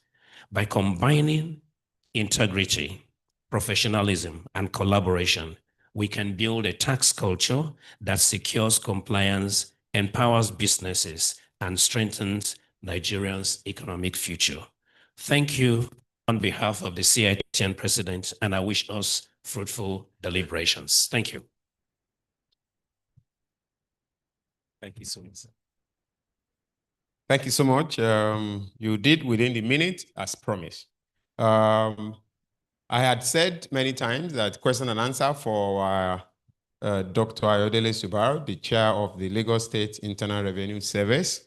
I know we have enough questions for him, and I can assure you that Doc is prepared to answer your question as simple, sharp, as direct as possible. With a show of hands, I know if I give the microphone to those of us that want to ask the questions, we can spend the next 2 hours trying to drag Dr. Ayodele. So I will take questions that are written down in very clear expressions that I can read out for him to answer. So if you have yours, can I have one, a show of hands? 1, 2, please. Someone should help me get the questions. Geez. This is an epistle. Epistle of a beautiful lady to Dr. Ayotunde Subaru. Yes. I hope that yours is not an epistle. Please, let me get the questions. Okay, they will get 2 papers. You want to make an adjustment to your epistle? I'm afraid. Dr. Subaru, there are a lot of questions, epistles they are writing to you.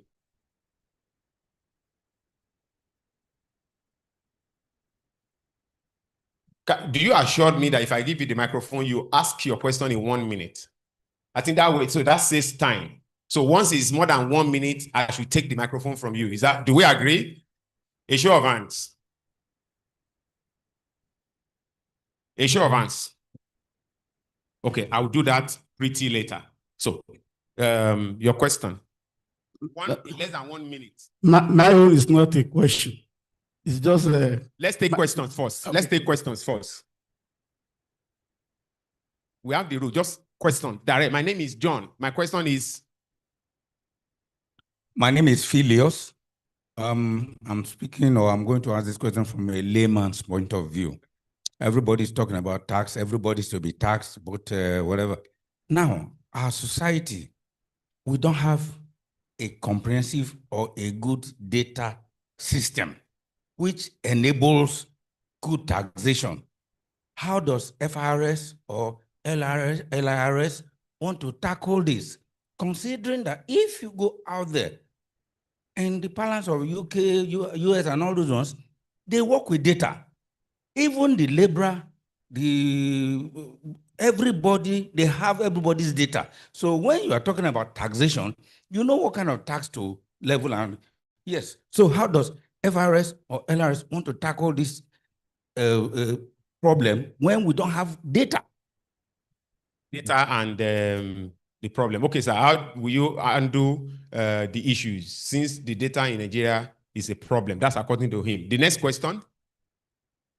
Okay, your question has been answered or has been asked. Okay, so I read this. Mrs. Stella said during our presentation that I think we are pushing this one to the Federal Inland Revenue Service. I want us to address the questions to the Lagos. The truth is that the Federal Inland Revenue, sir, we have their own session for question and answer. They will have a detailed session for that. So I would say the question is valid, but not at this time. They will have their time to deal with. Probably by the time they speak, they will have addressed, because I know there are about 4 or 5 different persons. They are experts in their organization that are coming to talk about the Federal Internal Revenue Service. So that I will undo when the time comes. So I want to believe that's the only question for the, okay. You see, this is my problem. I can't see this. Will dash tax be stopped? Okay, will consumption tax be stopped, right? I believe you wrote consumption, right? Am I correct? Will consumption tax be stopped, Dr. Subaru?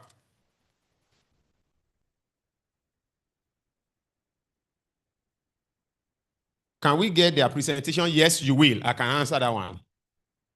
Does the 90 days limit for tax reconciliation covers previous audit, Dr. Subaru? Will tax ID be accepted in this new tax regime, LRS or FRS? I mean, thank you. So, okay, last one. Thank you. Okay, my question is, from the presentation so far, I think one of the things I heard was that individuals ought to have a valid tax ID. Is it for all individuals or working individuals?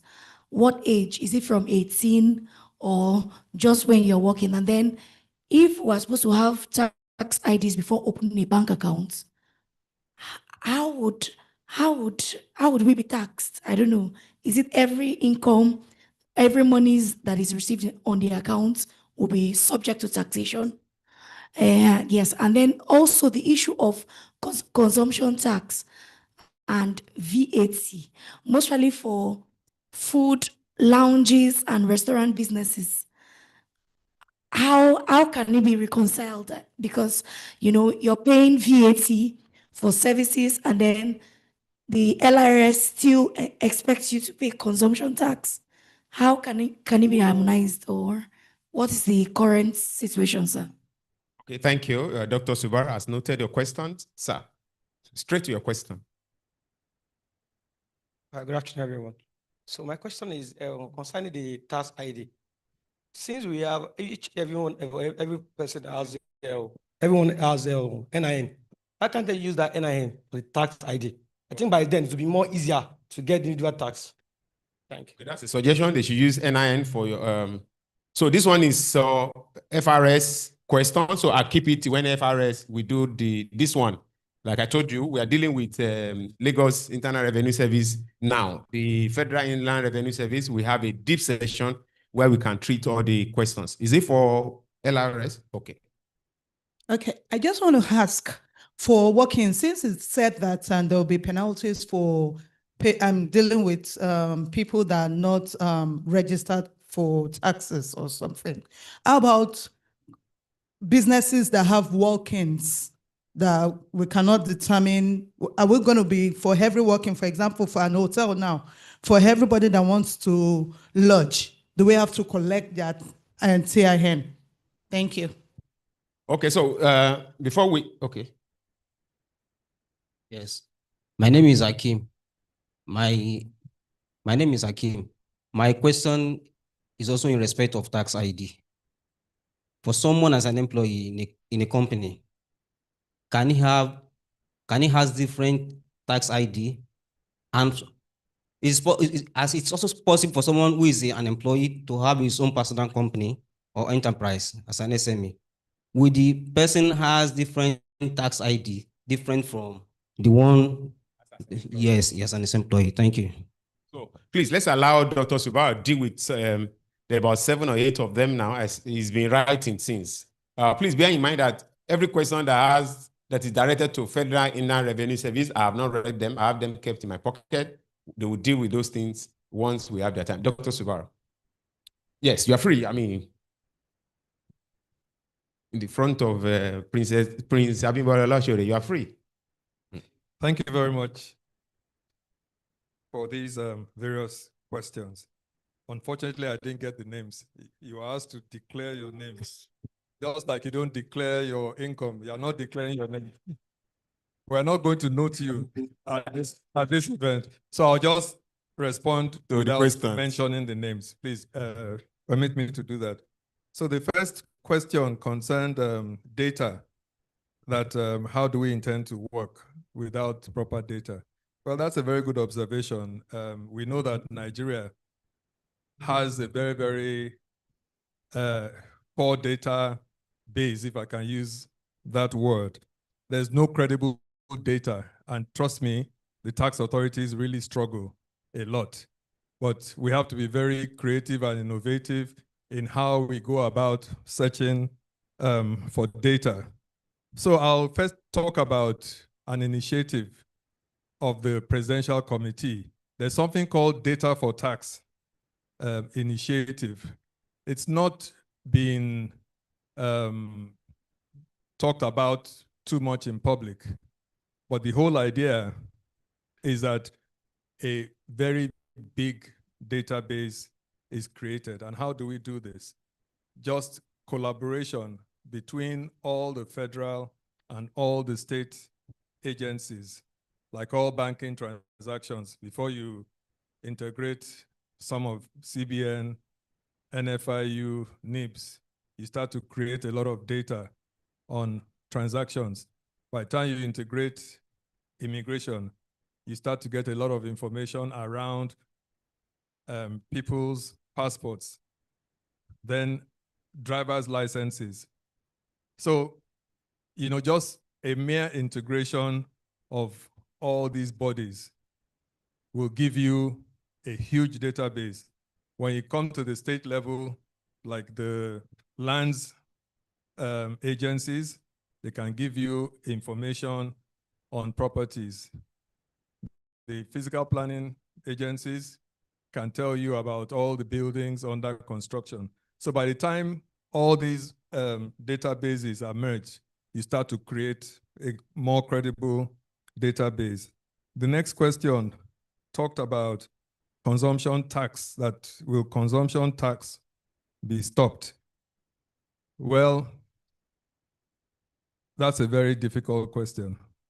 But from the perspective of a subnational, the HRLC law, which is our consumption tax law, is, like I said, a Lagos State law. For now, it is still valid. So yes, you are paying VAT. You will also pay consumption tax for now. Maybe ultimately, there will be a review of that position. But as at now, there is no review. Will tax IDs still be accepted? Yes, of course. So it's not as if there's one special ID that will be created for bank accounts, another special ID for your tax transactions. No, it's just one tax ID. So presently, the FRS issues TIN, JTB issues TIN, the state authorities issue taxpayer IDs. All these are still going to be valid. Ultimately, I can't speak for the future, but ultimately, there's going to be like a sort of merger of all these payer IDs into a single national one. But for now, it's still going to be based on the payer IDs. Now, if you're an employee already and you have a taxpayer ID, and then you have your own side business, no, you don't have to create. Once you have that payer ID, it is valid. And one factor that we need to understand is that by the time all the subnationals are fully automated, it will be based on biometrics. So what was lacking before was biometrics. In the past, Lagos State wanted money. So anybody who wanted to pay any money to Lagos would simply walk into a bank. And we Nigerians, we don't like to do our research before we do things. So if I walked into Access Bank 2 weeks ago, they created a payer ID for me. I make my payment. Then I go to UBA 2 weeks later. I would not have the mind to go and look for that payer ID that was created. I'm in a hurry. I just want to make payment. So the state wanted the revenue. And the system of the level of digitization 20, 25 years ago, when the president was governor of Lagos State, everything has changed. So now, with a better identity management system, which we were lacking before, we now have biometrics, which is why some people could collect 5 passports before. Now you can only collect 1 passport. With your biometrics, your fingerprints will provide that single identifier that is required. So once you have one payer ID, you're not even going to be capable, when there's proper integration, to create another payer ID. It will not be possible.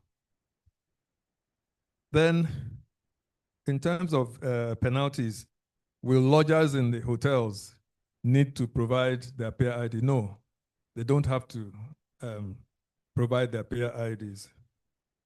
Are multiple tax IDs allowed? I think I just answered that. So I've covered all that. Then there's one on rent allowance. For individuals living in a shared apartment without access to the rent receipt, how would such individual enjoy the rent allowance benefits? Well, the law just says that there should be documentary evidence. So whichever way you want to provide your documentary evidence, even if there's only one receipt and there's some sort of endorsement that there are 2 people who paid that receipt jointly, I'm sure it's a matter of giving the tax authority this information and backing it up with some support, and surely you will get that allowance. So it's doable. I think I've covered. I don't know if there are any more. Well, I'll leave it to.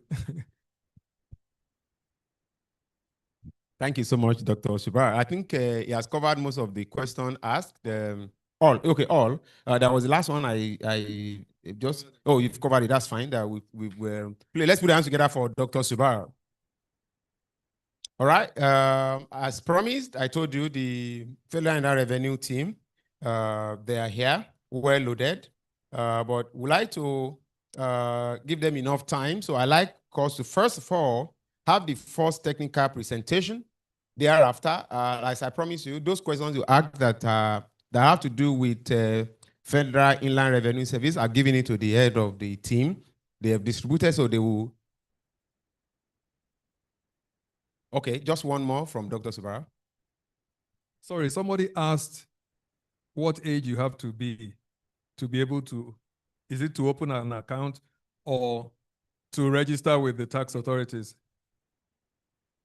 Generally, it's 16. That's the age of consent here. But ideally, anybody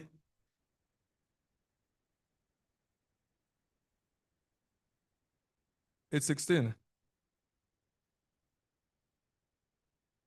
18. Okay, in some jurisdictions it's 16, some jurisdictions 18. Okay, so ours is 18. But ideally, anybody who is involved in any economic activity is expected to register with the tax authorities. Thank you so much, sir, for that clarification. All right, so just before we have the Federal Inland Revenue team come to deal with the essence of the event today, we will have the first technical session to be handled by Mr. Folusho Osho. But hold on, Mr. Folusho, I need to get this side of the photo ops. So, Mr. President, sir, I'm told some of our guests might want to leave before the end of the program, and I like to always have my image cover taking up, covering all the invited guests. Mr. President, sir, it's an honor. Francis, please, can you help me move this? To have Mr. President, please join, come up. We have the president of CIOD also join my president for this photo op. President of they will move this. Francis, let's move this to one side. Or do you think they can come again? One. Yes, Mason. Okay, it will be covered, right?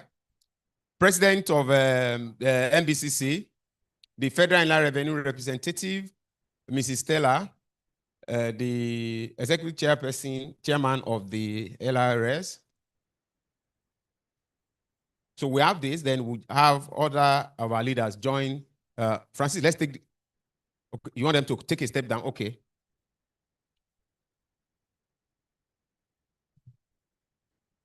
No, what he's trying to do, he wants to make sure that we pick the backdrop. Madam, come to the, yes, so that we don't, yes. Madam DG, yes.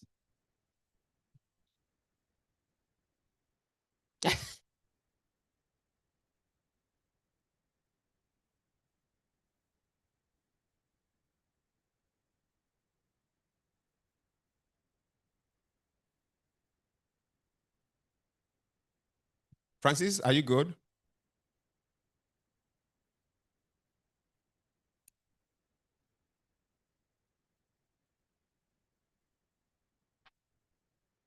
Are you good? We should be good now. Thank you so much, President.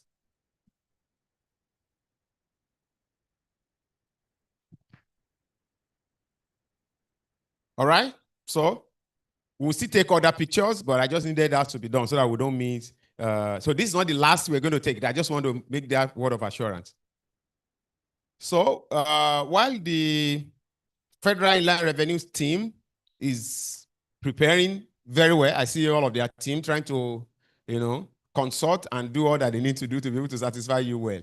Please remember that we also have a session where there will be question and answer. So by the time they come up, please get your questions ready, even the ones you have in your mind now. If you have them ready, when I come down to you, you can give me, and I'll give to the head of the team so that they can prepare to answer all of these as they get ready for their session. So just before their session, please put your hands together for Mr.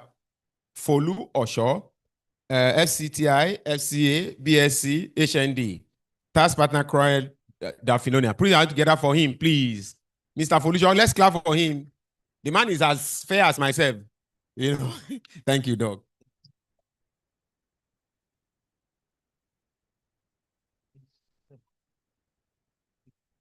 Yeah. Okay. The president and the members of council, LTCI, may I have your permission to stand on the existing protocols, because I have a limited time to go into some of these issues. As we all know, the acts are for a number, but we'll quickly go into few of them. So I still wish we have a clarification on section 202 of the NTA and that of section 145 of tax administration that deals with the interpretation. So where small business is defined as that of 50 million, the other one is 100 million. So we do not have a clarity on that. So the digital economy have been brought into the new acts where our money is going out will no longer. So we talk about the capital allowances, which is very, very crucial to corporate bodies. In the new acts, we no longer have the initial allowances of either 50% for equipment, motor vehicles and the rest of it. So this implies that in the financial year to which these acts will relate, taxpayers will likely have more exposure. So then these allowances are mostly on initial allowances. So then for the areas of taxation of individuals, which I would have asked a question from the chairman of LRS, is the aspect of where now the rent relief has taken the place of CRA, that is consolidated relief allowance. So where a couple living together in the same apartment and they both work for different organizations and they're on pay scheme, who claims the relief? So that is very, very important.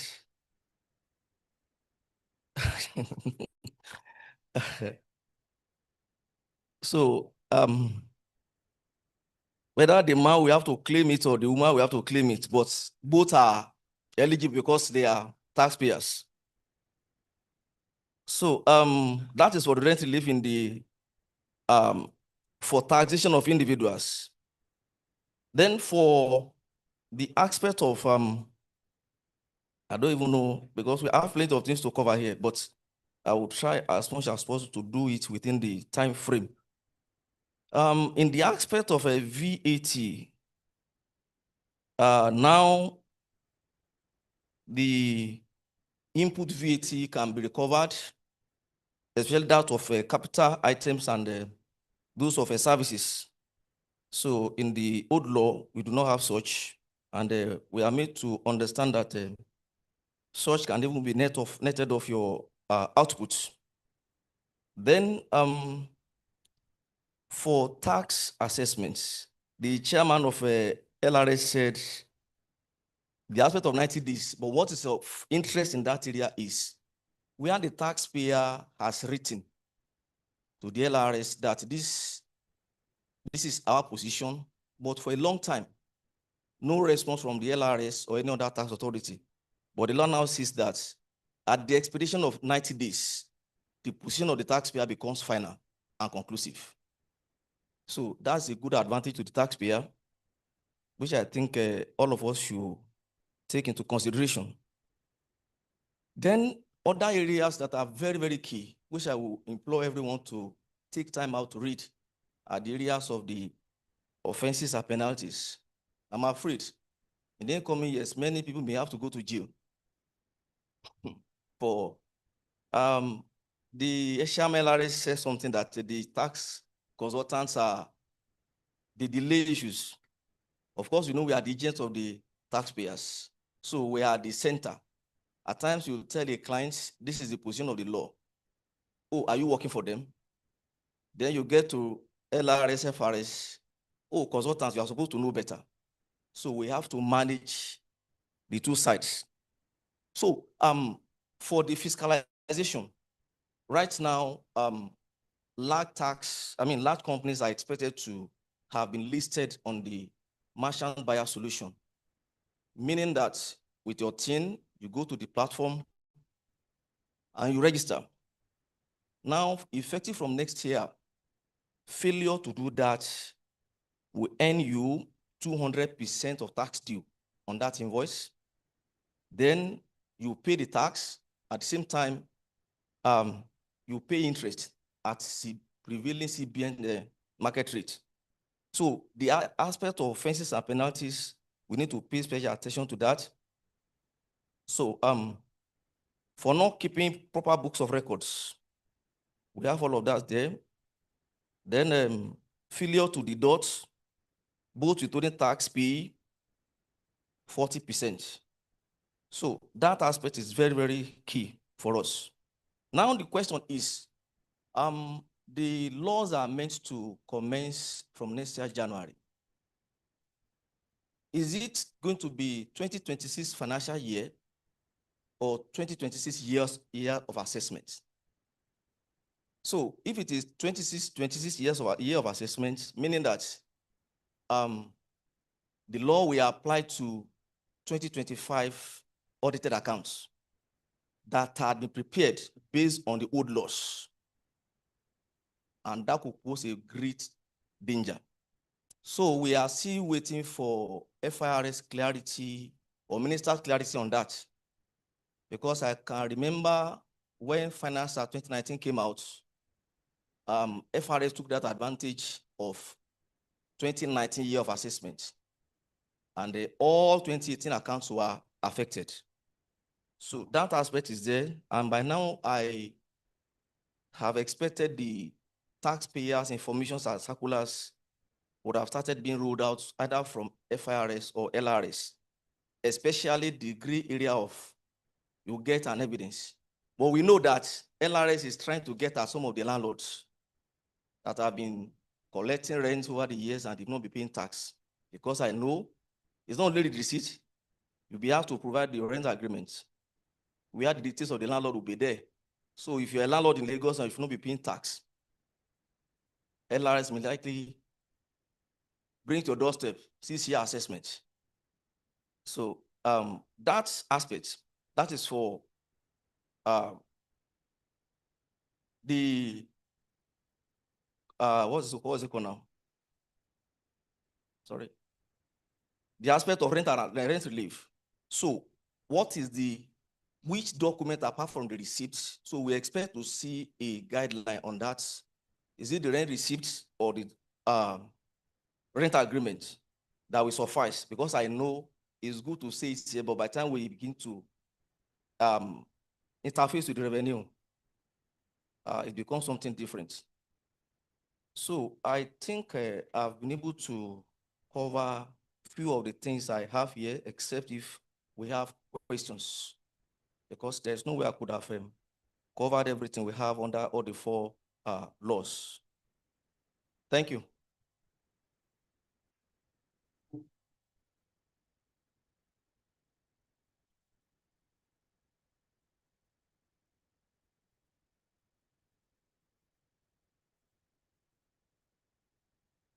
Thank you so much, Mr. Folusho. I hardly could hear you at the back, so I stepped out thinking you were still going to be there for long. I couldn't hear you so well. Maybe the microphone had issues when he was talking. Thank you. All right, so as promised, this is the session for the Federal Inland Revenue team. So I'd like to introduce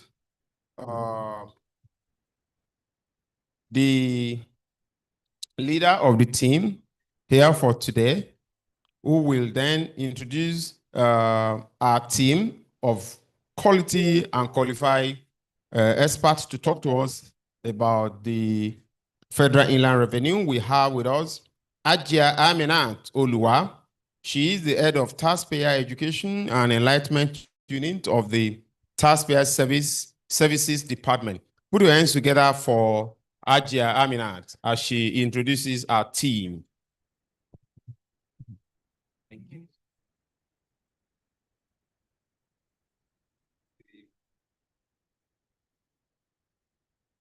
The President, LCCI, and the members. Chairman FRS, ably represented by Mrs. Akabuzo. Chairman LRS, my former colleagues at LRS, colleagues at FRS, all courtesies duly extended. Yes, it's a gloomy FRS, but we will try as much as possible to make this engagement impactful. My name is Aminat Oluwa. I'm the head of Taxpayers Education and Enlightenment team. I am representing Dr. Lovett, the director of the TPSD, in Abuja.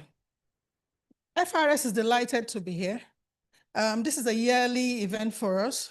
We are happy to have this interface with the organized private sector to deliberate on the emerging tax matters. We all know that there is no better time to do this as we transition into the new tax regime.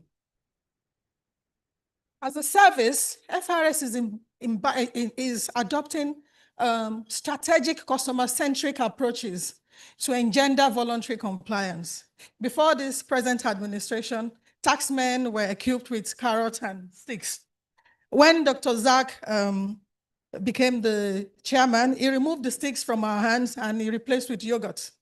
So as taxmen now from FRS, all we give to you as our customers, because we regard the taxpayers as our customers, are carrots and yogurt. So a round of applause for us, please. And part of our strategies is to simplify our tax processes. We have a one-stop shop. We have harmonized processes. Our services are automated. We can go on and on. And to crown it all, I can tell you that FRS is ready for the new tax aid. To do justice to this matter, this deliberation, I have experienced heads of function, heavily led by our director, Mrs. Stella Akabuzo, representing the chairman. She's around to be supported by Mrs. Okelwo. And any issues you have on oil and gas as it pertains to the new law, they are here to demystify the myths around it. I also have Madam Mrs. Okelwo, please stand up to be recognized. A round of applause for her, please. Mrs. Clara Obasi, she's in charge of the large tax financials, so banking issues, fintech, and other related financial matters, she will handle it. I have our veteran here from the International Tax Desk, Ms. Oluwole Oni. Ms. Oluwole Oni is in charge of the non-resident persons tax office from the International Tax Department. So for our Oyimbos here, we are ready for you, we're on ground. And finally, I have Mr. Odoayo Babatunde. He's our focal officer on Tax Pro Max, our automated self-assessment platform. He's also going to talk more on all our e-products, the e-invoicing, it all. So, and last but not the least, because we know some of our taxpayers are sick, we have a tax clinic out there, heavily handled by the tax education and enlightenment team, Mr. Oshaolu, Joanne, Abigail, Favor, and Babajide. FIRS. Thank you. Thank you so much. Aji Oluwa, I think this belongs to you, if I'm correct. Thank you. So, she was asking me the other time, are we going to bring our team up stage? So I thought about it, bringing them up stage, like you said, the new chair of the Federal Inland Revenue Service has taken this thing away from them and giving them, he has not given you to give us. So I think it's appropriate that they are sitting within us as she has introduced them so that we can quickly, get the yogurt. I need the yogurt very well. I just don't need it too much. So that it doesn't become a problem somehow. So I will allow them to sit with us as they are. So any questions, or we get them to speak one after the other with us there, because if I bring them up stage, they're like far away. So you think about the yogurt that Elijah Oluwa promised. So the yogurt is here. First, so Elijah, I will give the microphone to your team one after the other. Okay, so who do you want me to call first? Do I call them according to the way we have agreed? Okay. So that those of us sitting near her or near them, please ready to maximize the yogurt. We have first on the list, yes, Mrs. Okelwo Oluwakemi Taiwo. So put your hands together for her, please. Thank you so much. Standing on existing protocol. Can I stand there? Yes, I mean, you are free. Okay. We just want to take the you got well. Okay, so for standing on existing protocol, on the new tax reform for the oil and gas. Somebody asked a question, so I want to start from the question. The question has to do with merger and acquisition. That business mergers are greatly encouraged. In the oil and gas terrain, the past few years, if you are following the trend, you realize that many onshore assets are being sold and names are changing, share for share or cash for shares of a company, or buying an interest in an asset. And that has occurred. The new tax act primarily address that. For mergers and acquisition, there may be a legacy company, there may be a merger that resulted in a new company. If that occurs, definitely company has capital tax assets, call them tax assets, or utilize withholding credits. There are unabsorbed losses that could have been missed out, during the mergers and acquisition. The provision of a new tax act concerning that is that gains from mergers are no longer subjected to tax. Also,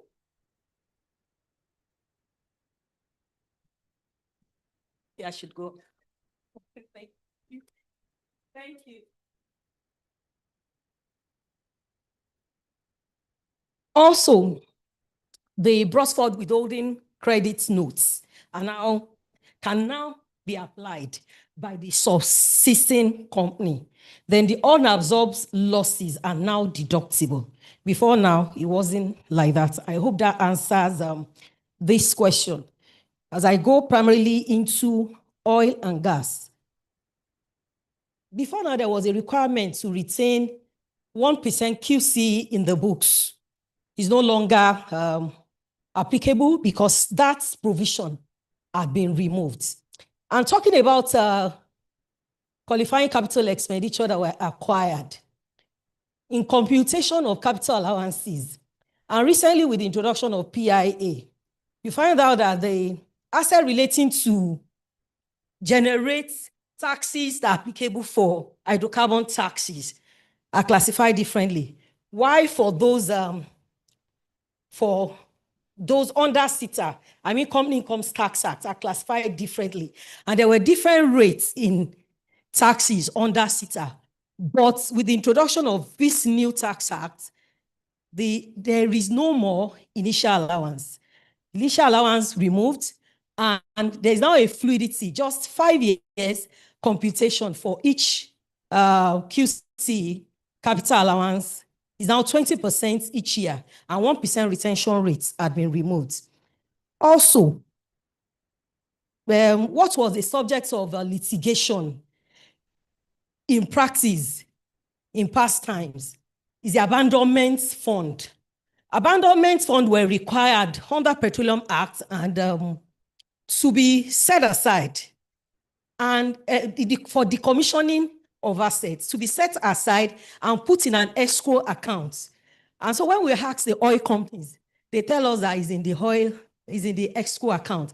Bring a proof that this is in the escrow account. It always become, subject of litigation. You cannot pry into what you do not know. It's not only abandonment fund that we put there or things like that.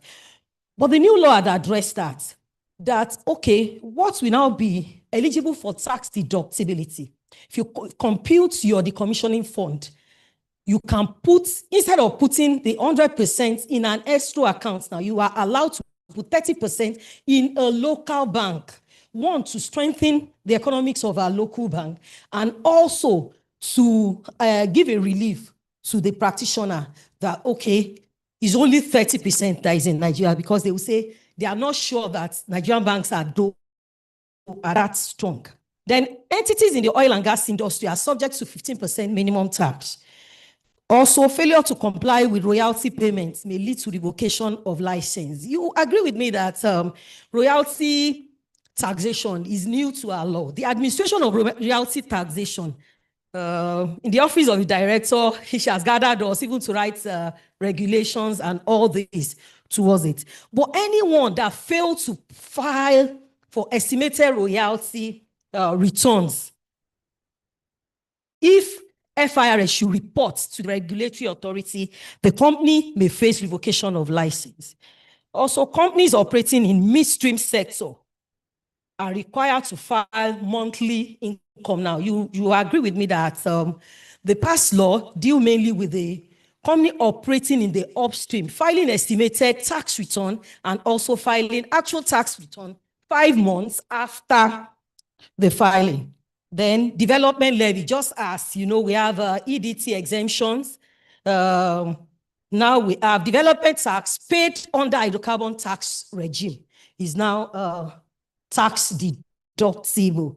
There are other points I noted. For priority sectors, before now we have IDITRA. IDITRA deals with reliefs for companies that are doing special things. So refinery is now considered under priority sector, and it will definitely enjoy tax incentive. For about 2 years ago, FRS had been high on technology deployment. 1 minute. So we have e-invoicing, Montify, and single windows. For our practitioners in oil and gas, you attest to the fact that FRS has invited you over and over for taxpayer sensitization and even running you through what Montify and e-invoicing means. And there is of course, single window. The single window is a national project which FIRS custom just to be able to simplify compliance in the import and the export sector.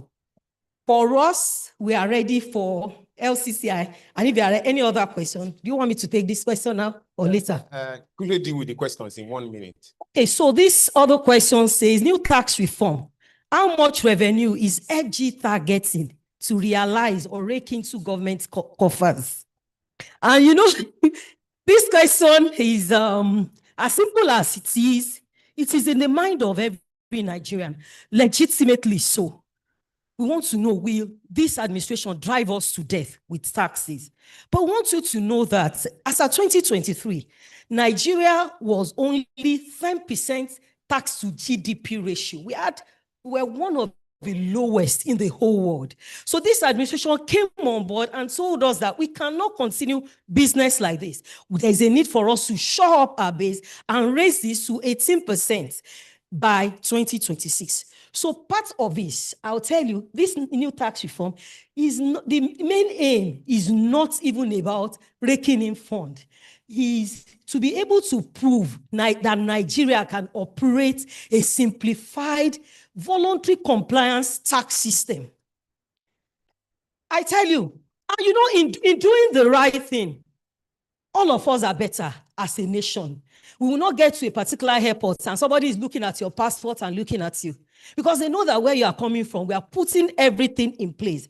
And there are so many parameters also, say that finally, there are so many parameters that is considered before federal government gives FIRS targets. We are talking about illicit fund flow. We're talking about cross-border transaction that my colleague will still come in to talk about. We're talking about evasion and aggressive tax planning. All those are put in place before targets are given to FIRS. But in all, my director said, voluntary compliance above enforcement. Thank you very much. Thank you so much. Please put your hands once again for Okeowo Kemi. Thank you. Thank you for doing FRS, Federal Revenue Service, a great service.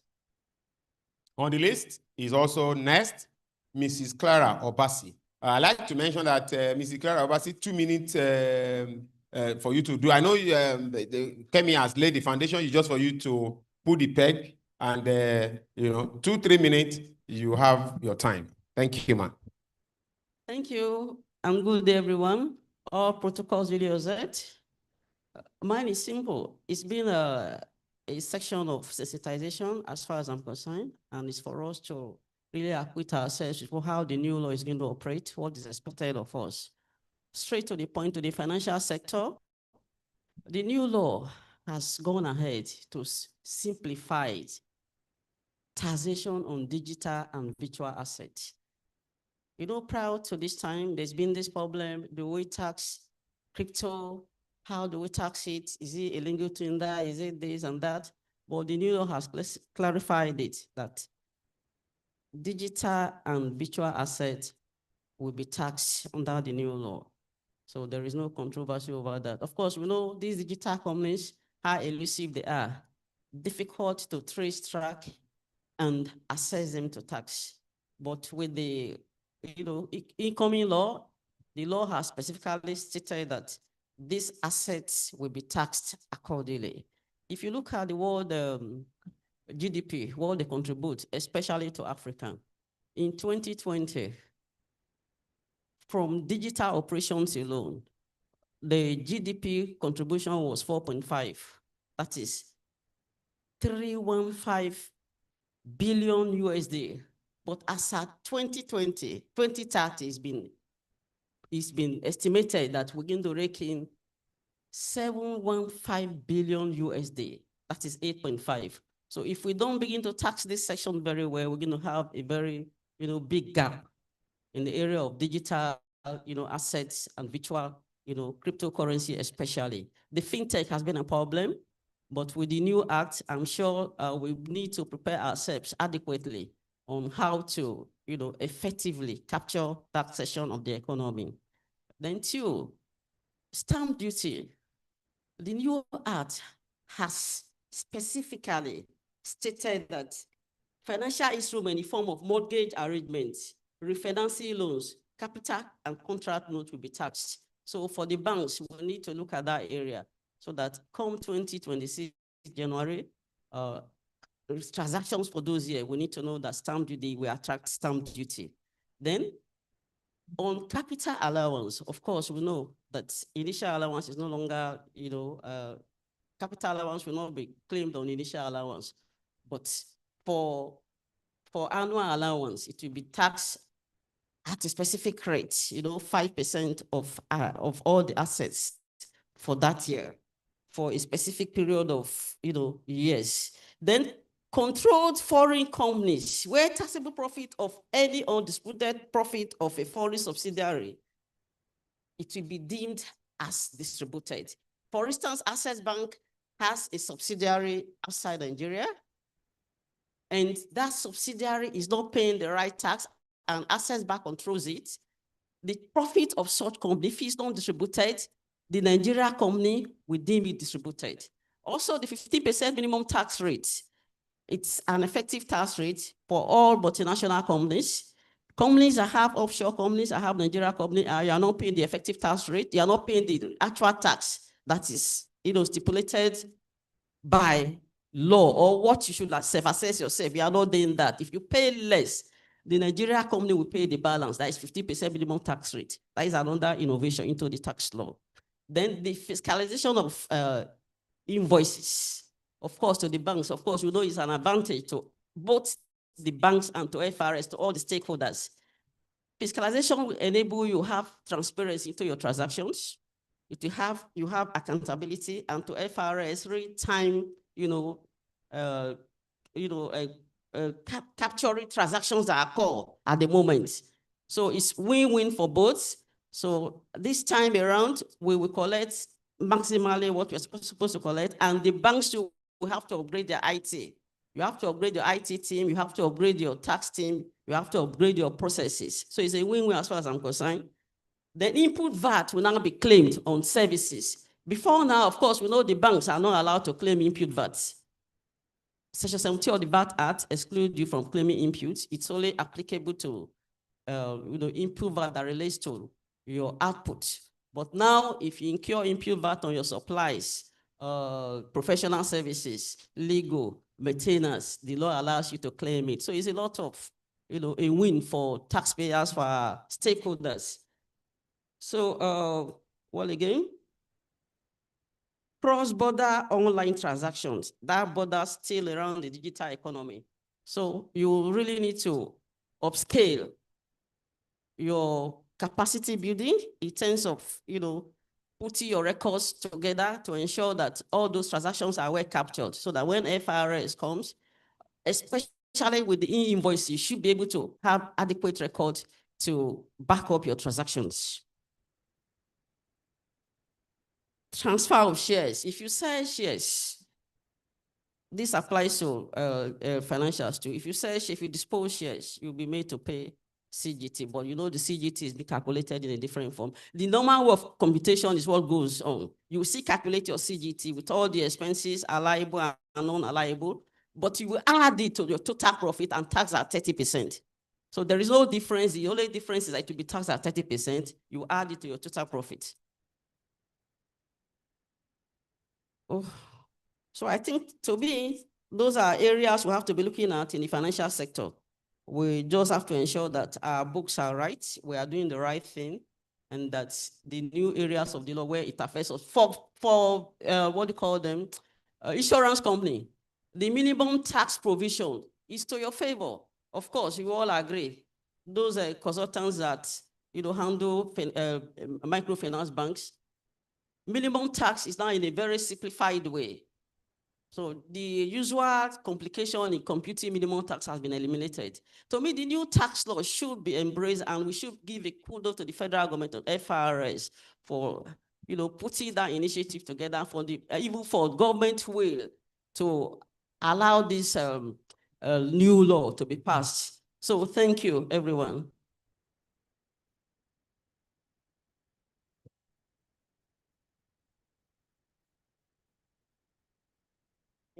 Thank you. It happens when you try to juggle. When you try to juggle 2, 3 things together, and you don't want to offend the Federal Inland Revenue Service team. Thank you so much. So for the next 2, 3 minutes, we need to have Mr. Oni speak to us. Put your hands together for Mr. Oni Oluwole.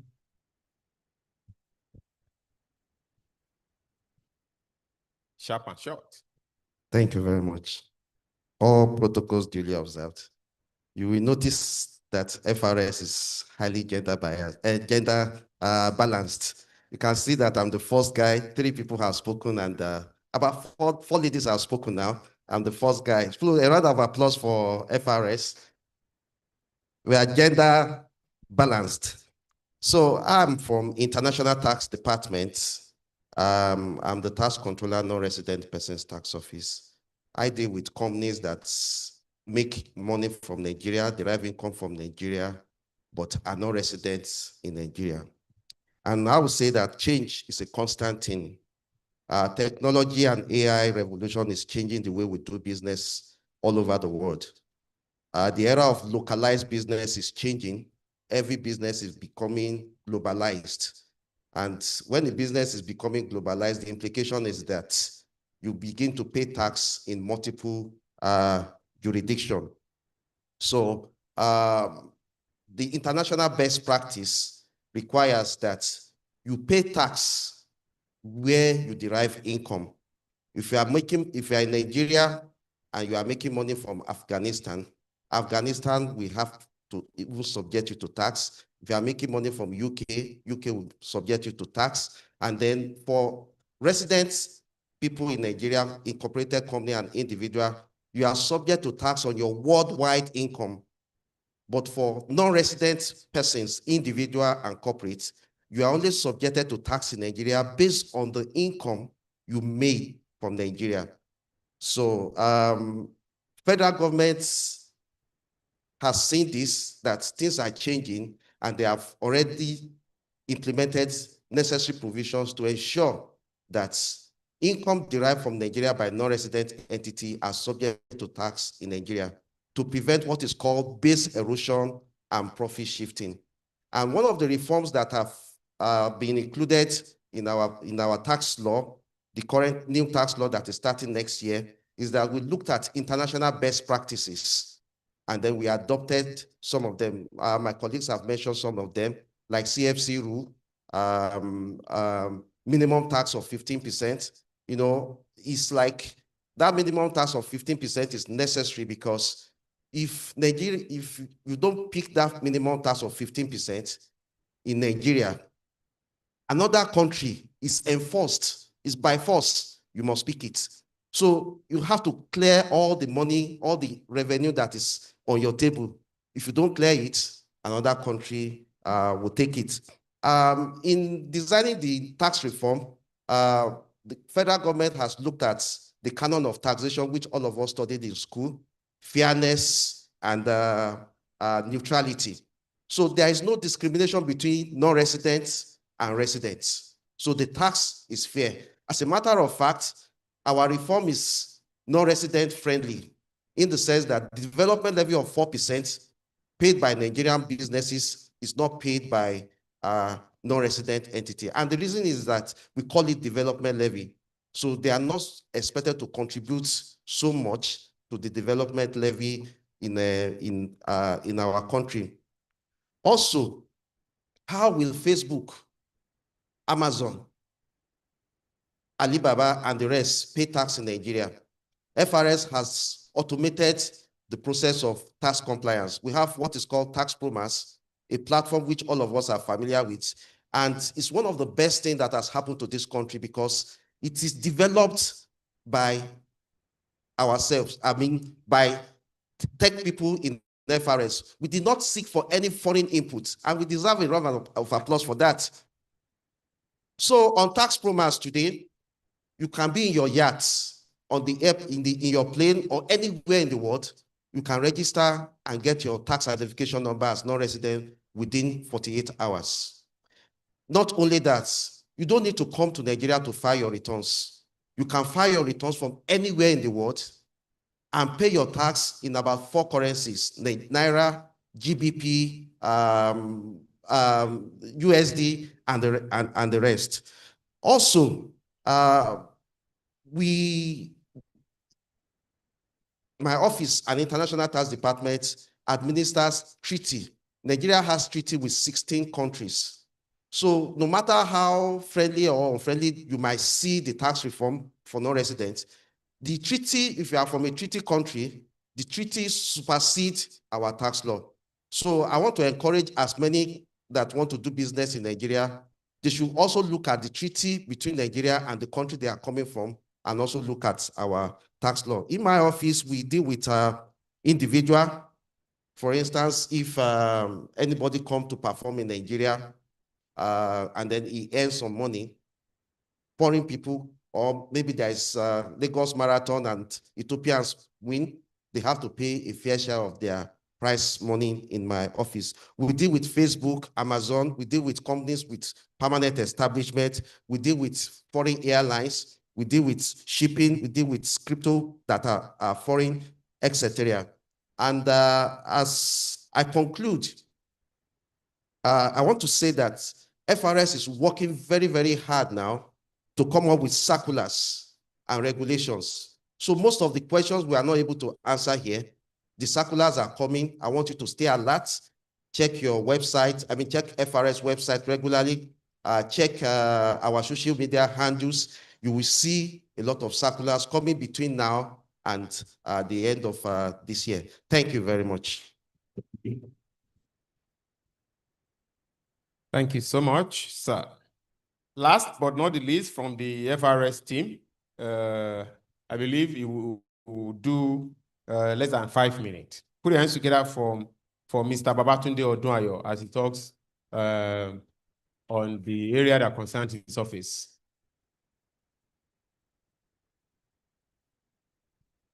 Thank you, sir. Wow. Good afternoon, everybody. My name is Odunayo Babatunde. I stand on existing protocols.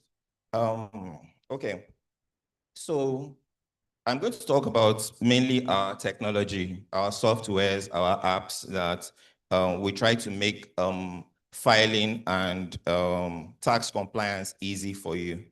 The whole point is we remember the days of beyond that. We'll call them a long time ago, 5 years ago, 6 years ago, when you needed to do anything with FIRS, you needed to go to the tax office.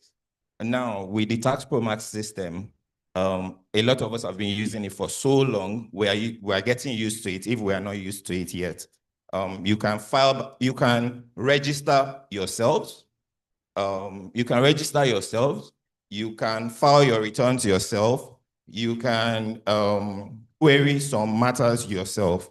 I noticed that over time, our taxpayers, maybe because sometimes we're afraid to explore, there are a lot of things on the Tax Promax system, whether the Tax Promax itself as Tax Promax or the module that was separated from Tax Promax, which is the e-services, the tcc.firs.gov.ng. Oftentimes, we don't exploit. I should let you know there's no spoil button, at least not yet. There's no button you press that will say spoil. So put that at the back of your mind. And for submitting things, wrong information, usually the part that you need to submit on, so if you go to a page, if you click a link on FIRS page, maybe the Tax Promax, and you click a link, it takes you to a page. Before you can submit any information, there's usually something that is asking, are you sure you want to submit? So take your time. Each of the modules you can see on your page when you log in, explore it. What does this one do? Especially for the people that are consultants here. We work together. It is better you understand what each line item does, so that when your taxpayers, when your clients, the taxpayers themselves, reach out to you to ask you, oh, I saw something on Tax Promax, you will be able to answer it. So as I said, I implore us to look at it, look into it, and try to explore. If there are things you do not understand, pick up your phone, reach out to the tax office. There's always somebody on ground that can assist you. Also talk about the one that is really sort of reigning right now, which is the e-invoicing. It's a part of the VAT fiscalization program. A lot of countries in the world are trying to ensure that invoicing and filing your returns is absolutely easy, complete, and true. Easy, complete, and true.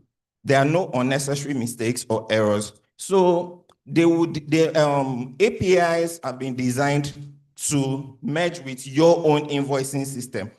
Whatever invoicing system or whatever package you're using in your organization, there are APIs that have been designed that will link to it.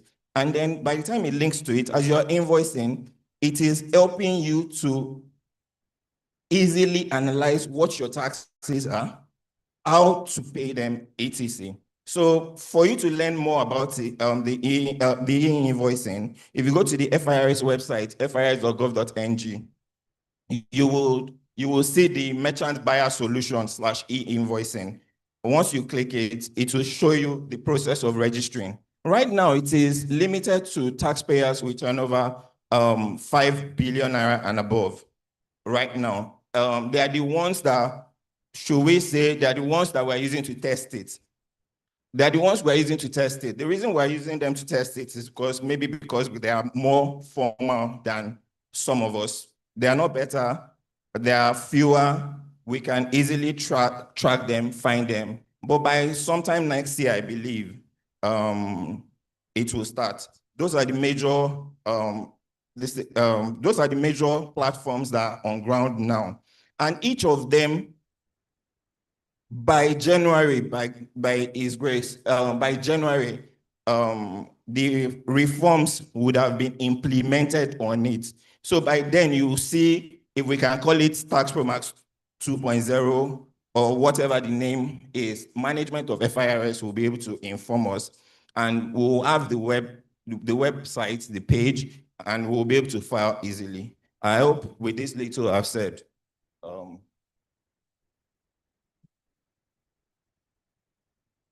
Let's put hands together for him, please.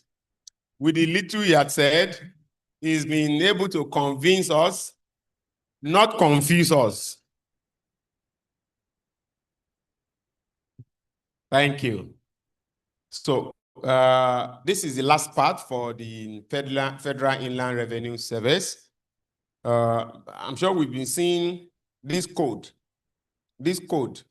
and a lot of people have asked me, this thing they put there, what does it mean? Does it mean if I press it, some dollars go into my account? I don't know. But let's have Mr. Ashaolu Toluwase talk to us about this in 1 minute.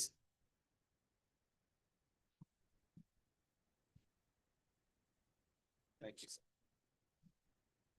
Good afternoon, everyone. Please permit me to stand on existing protocols. As a service, we have come up with customer-centric approaches to serve our taxpayers better. And one of these approaches has to do with the USSD code we have come up with. And the code is *829#. As a taxpayer, you feel you want to get some inquiries and you don't want to come to our physical offices. You could just pick your phone or your device and dial the code *829#. You don't need to have data on your devices before you do that. So one of the features of this USSD code, the first one is that with this USSD code, you can retrieve your taxpayer identification number. That's the TIN, the TIN. The second feature is that with the code *829#, you can verify your tax clearance certificate. That's the TCC. It's actually not limited to that. We also have the feature of you being able to view the tax types and rates we have in FRS. Also, you can locate the nearest tax office address to you. So wherever you are in the country, you want to locate our tax offices, you don't know the address, you can just dial this code and you get that information. And lastly, for all tax-related inquiries, you can get it from *829#. So basically, the benefits of this USSD code is one, it increases convenience on the taxpayer's part. So unlike before, where you go through lots of stress getting information as regards tax, now we are trying to reduce that stress for you. Secondly, it's time saving. Yeah, the time you spend in moving out from the convenience of your room, your offices, you can just dial the code and get the necessary information. And also, it enhances transparency.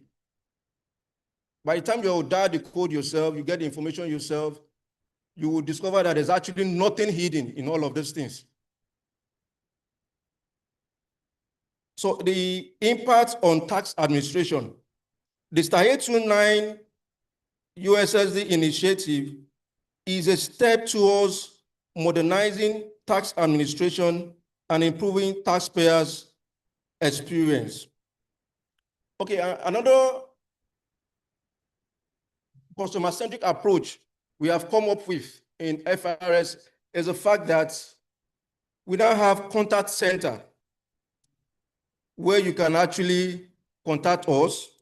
You have any issues, apart from the USSD code, you have any issues, you can actually call us on this, and it's multilingual. You can, if you want to speak in English, Hausa, Igbo, Yoruba, French, Arabic, and Pidgin. Once you call the number, we'll attend to you in your preferred language. And also, if you want to check up us on our social media handles, we are on Instagram, we are on Facebook, we are on Twitter, and if you feel you want to send us mails, you want to send us messages on our email, you can do that as well. Thank you so much. Thank you, sir. Thank you, sir. I believe your website is active. When was that year? When that our brother was on channels and he said www. Oga at the top. Yeah. So sorry, please. I would like to call out the number you can reach us on, the customer center number, please. 020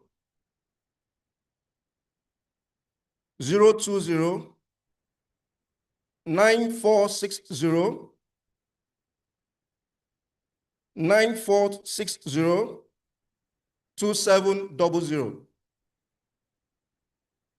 Once again, please. 020 9460 2700. Thank you so much. Thank you. I want to assume the number is toll-free. I want to believe so. I want to believe so.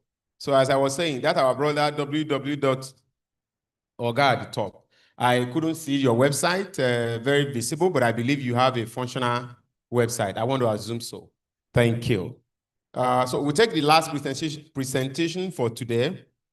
That is coming from the Mrs. Eunice Igwe Bernard, a manager, task advisory, SIAO. Let's put hands together for Mrs. Eunice Bernard. Let's clap for her now. You prefer to use that place? Okay. Come again? Yes, this is the pointer. Thank you.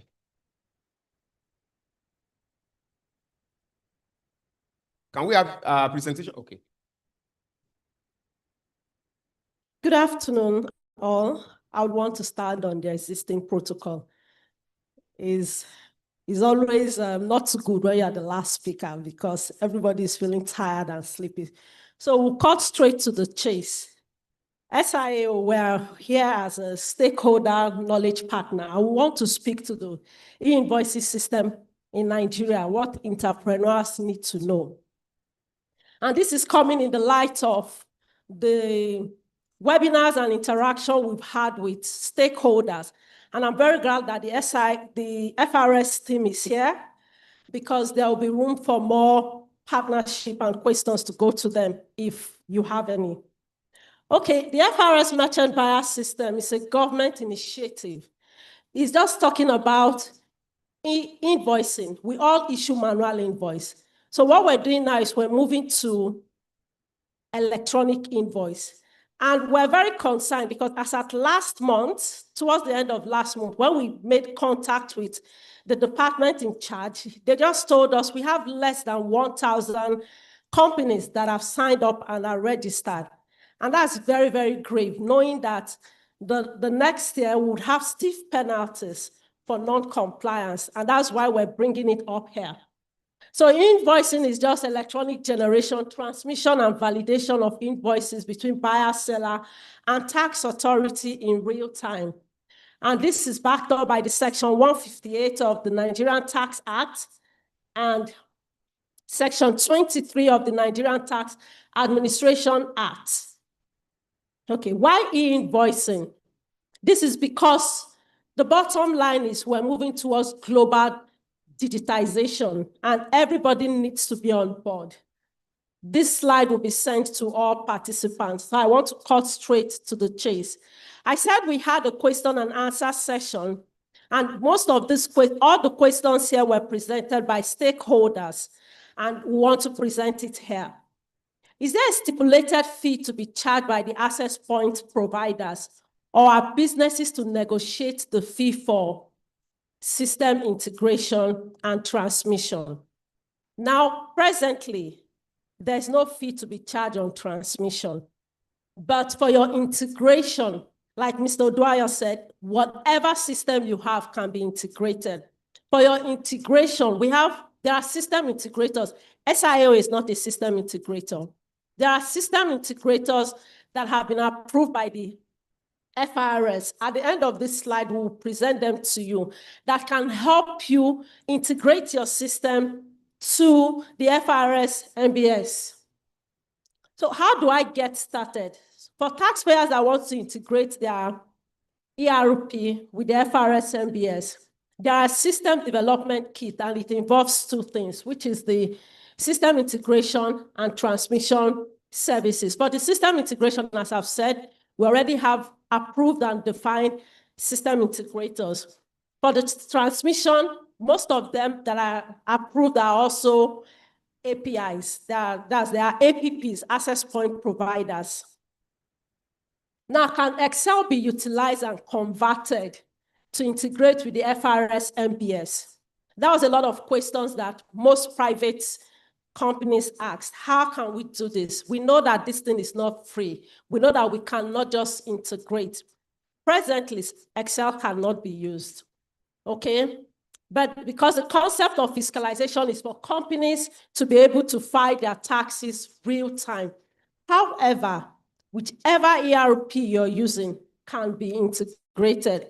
Now, we have, what of it, there are many queues of invoices. We already know that currently there are downtime when you are filing on the tax promise.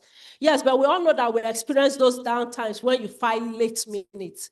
If you don't file late minute by 10, by 12 noon on the last day, you will not have downtime. So the issue of downtime cannot be neglected, especially in Nigeria. However, the FRS has also made available, there's near real time and there's real time to be on the system. Now, is integration easier with some software? Some system integrators will tell you, no, if you're using SAP, it's difficult. If you're using Odoo, it's okay. Presently, system integrators have their preferred ERPs they want to use, but the FRS has none whatsoever. There are no preferred ERPs. It depends on what you discuss with the SI, the system integrators. Would there be a timeline one can use to make an adjustment to an invoice that has been put into the system? Since every invoice, we have a unique invoice number. Yes, invoices can be recalled within 24 to 48 hours for you to issue a credit note. It's an electronic system. You can't just cancel it like you would do a cancel manual invoice. You have to issue a credit note. Now, is e-invoicing applicable to all taxpayers? Currently, there's a pilot test and we have large companies, large taxpayers. But eventually, according to the act we stated above, all companies, as long as you do transaction where you have been raising manual invoices, they have to migrate to e-invoicing and be on the FRS MBS platform. How does e-invoicing affect the export business where processing, invoicing is done in batches? Now, if you do your invoicing in batches, you have the option of raising your invoice at every point in time. Or you have an MOU with your partner that, okay, we're going to issue a 100% invoice. At the end of the period or at the end of the transaction, we have an understanding that we have issued this invoice ab initio at 100%. The whole purpose is to capture all transactions. How can the system identify a VAT exempt good on an invoice that contains both exempt good and a VAT inclusive good? So there's a feature that is on the system for those of us that have started using it. But that feature has not been activated, but definitely to be activated as we go on to 2026. The key thing FRS wants is for all stakeholders to be on board.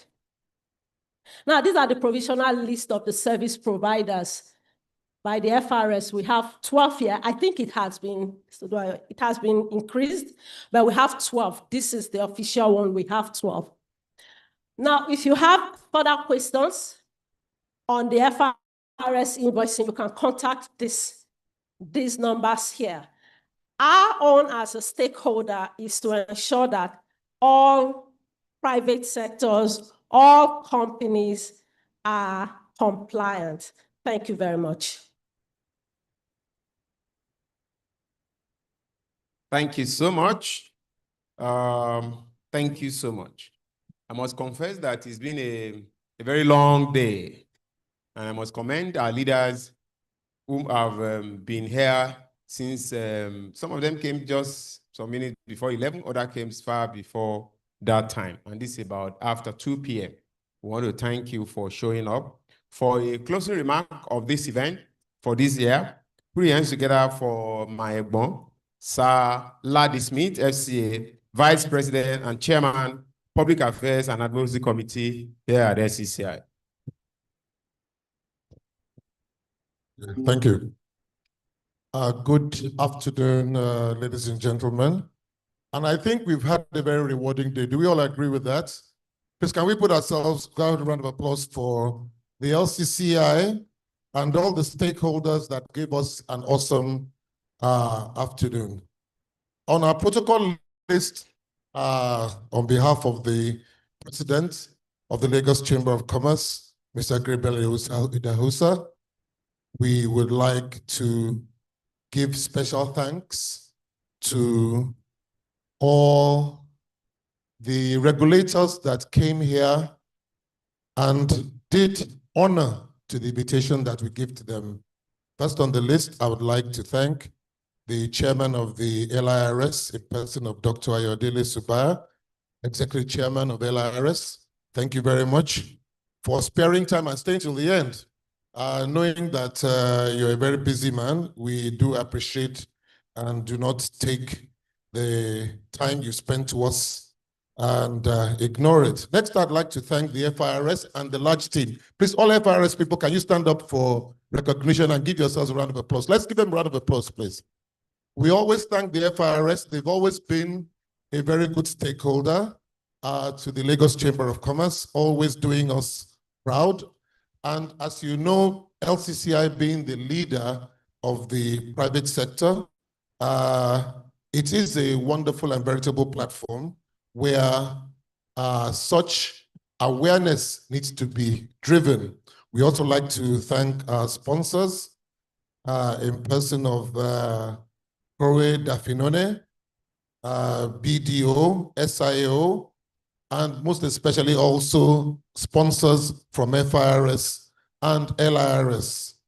As we draw this impactful forum to a close, allow me to express special gratitude to every participant, policymaker, private sector leader, tax administrator, and civil society advocate who has contributed their insights and candor today. Your engagement affirms that Nigeria's journey towards a modern growth-oriented tax system is truly a shared endeavor. Over the course of our discussions, we have not only examined the Nigerian Tax Reform 2025, but also illuminated practical pathways for its smooth implementation. We have highlighted the need for transparency in the new investment and export incentive schemes for efficient and dispute resolution through the Tax Appeal Tribunal and for a tax environment that supports innovation, digitalization, and industrial growth. These contributions will serve as valuable inputs for policy refinements in the months and years ahead. A recurring theme today has been trust. Trust that the taxes we pay will translate into better infrastructure, quality education, reliable power, stronger institutions, etc. When businesses and citizens witness these tangible returns, compliance ceases to be a burden and becomes a badge of civic pride. I commend the Chamber and our partners of the stakeholders or at the Federal Inland Revenue Service and Lagos State Internal Revenue Service for their leadership and fostering this platform for collaboration. But more importantly, I commend you, the stakeholders. Please, can we give ourselves a round of applause, please, for your unwavering commitment to building a tax system that is fair, simple, and technology-driven. As we leave here, let us carry forward the spirit of constructive dialogue. As we have experienced today, implementation is where our collective vision will be rested. By continuing to work together, we can ensure that the Nigerian Tax Reform 2025 becomes not just a piece of legislation, but a catalyst for sustainable development and shared prosperity. Thank you all, and God bless you. Thank you. On that note, we will wrap it up. We'll just need to take 2 more photographs to document all of our event. Vice President, sir, please, you do us a favor. Hold on. Mr. President, our sponsors and the Federal Inland Revenue Service, Lagos State Inland Revenue Service. Please, let's join for this photo. We'll take the last one where we have the regulators, the Federal Inland Revenue team and the LIRS team. Lagos State Internal Revenue. Thank you, sir. Thank you for not pronouncing that way. They need to return my task. Okay. The sponsor, SIO, please, where are you? Yes, please. You don't need to go and sit that far, please. No, he's here as, as our vice chairman. Yes. SIO, please, let's join here. Thank you. The team from Federal Inland Revenue Service, please get ready. And the team from Lagos State Internal Revenue Service, please get ready. Please, let's join them now. They will not leave. Please, the team, Federal Inland Revenue Service, let's join. We can take the second role. And the state too, Lagos State Internal Revenue Service. Or some of us, you can, yes, let's create. Yes. Okay, yeah, you can, so that, yes, you can take the second row, sir. Oh, yeah. Thank you. Thank you.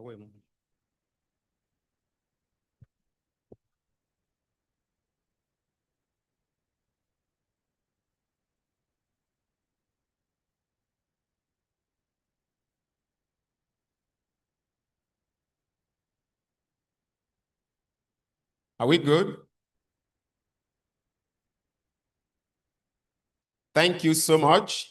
Please be mindful of your... Okay, LIR, please, hold on. Yes. Lagos State Internal Revenue Service, I'm told, where is the team? Please, let's join our executive chair. Thank you.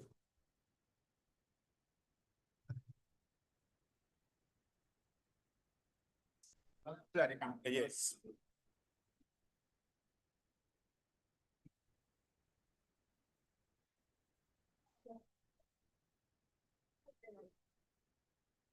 Oh, yeah. Please join. Thank you.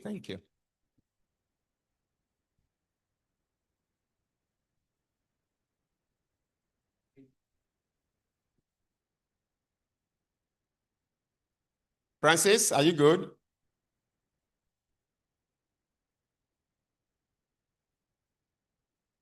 Please, at this point, be mindful of your iPhone, iPad, iPen, whatever you have that is your personal belongings. Please keep them well. Thank you. Thank you so much, our leaders, for showing up today. See you next year.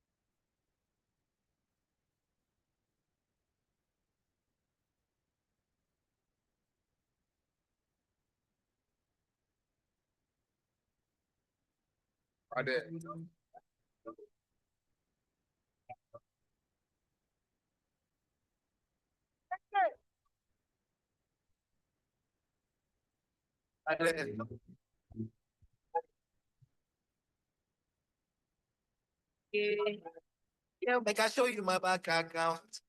To pay. I get it plenty to go around. So girl, make you dance when you hear this sound. Now we need a puppy all over town. So tell me if you lay down, lay down. Do you know? Say, oh, it's a call I go.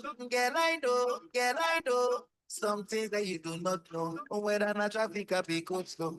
Baby, I promise I could still show you. Spending money, Pablo. I don't love you, but I go by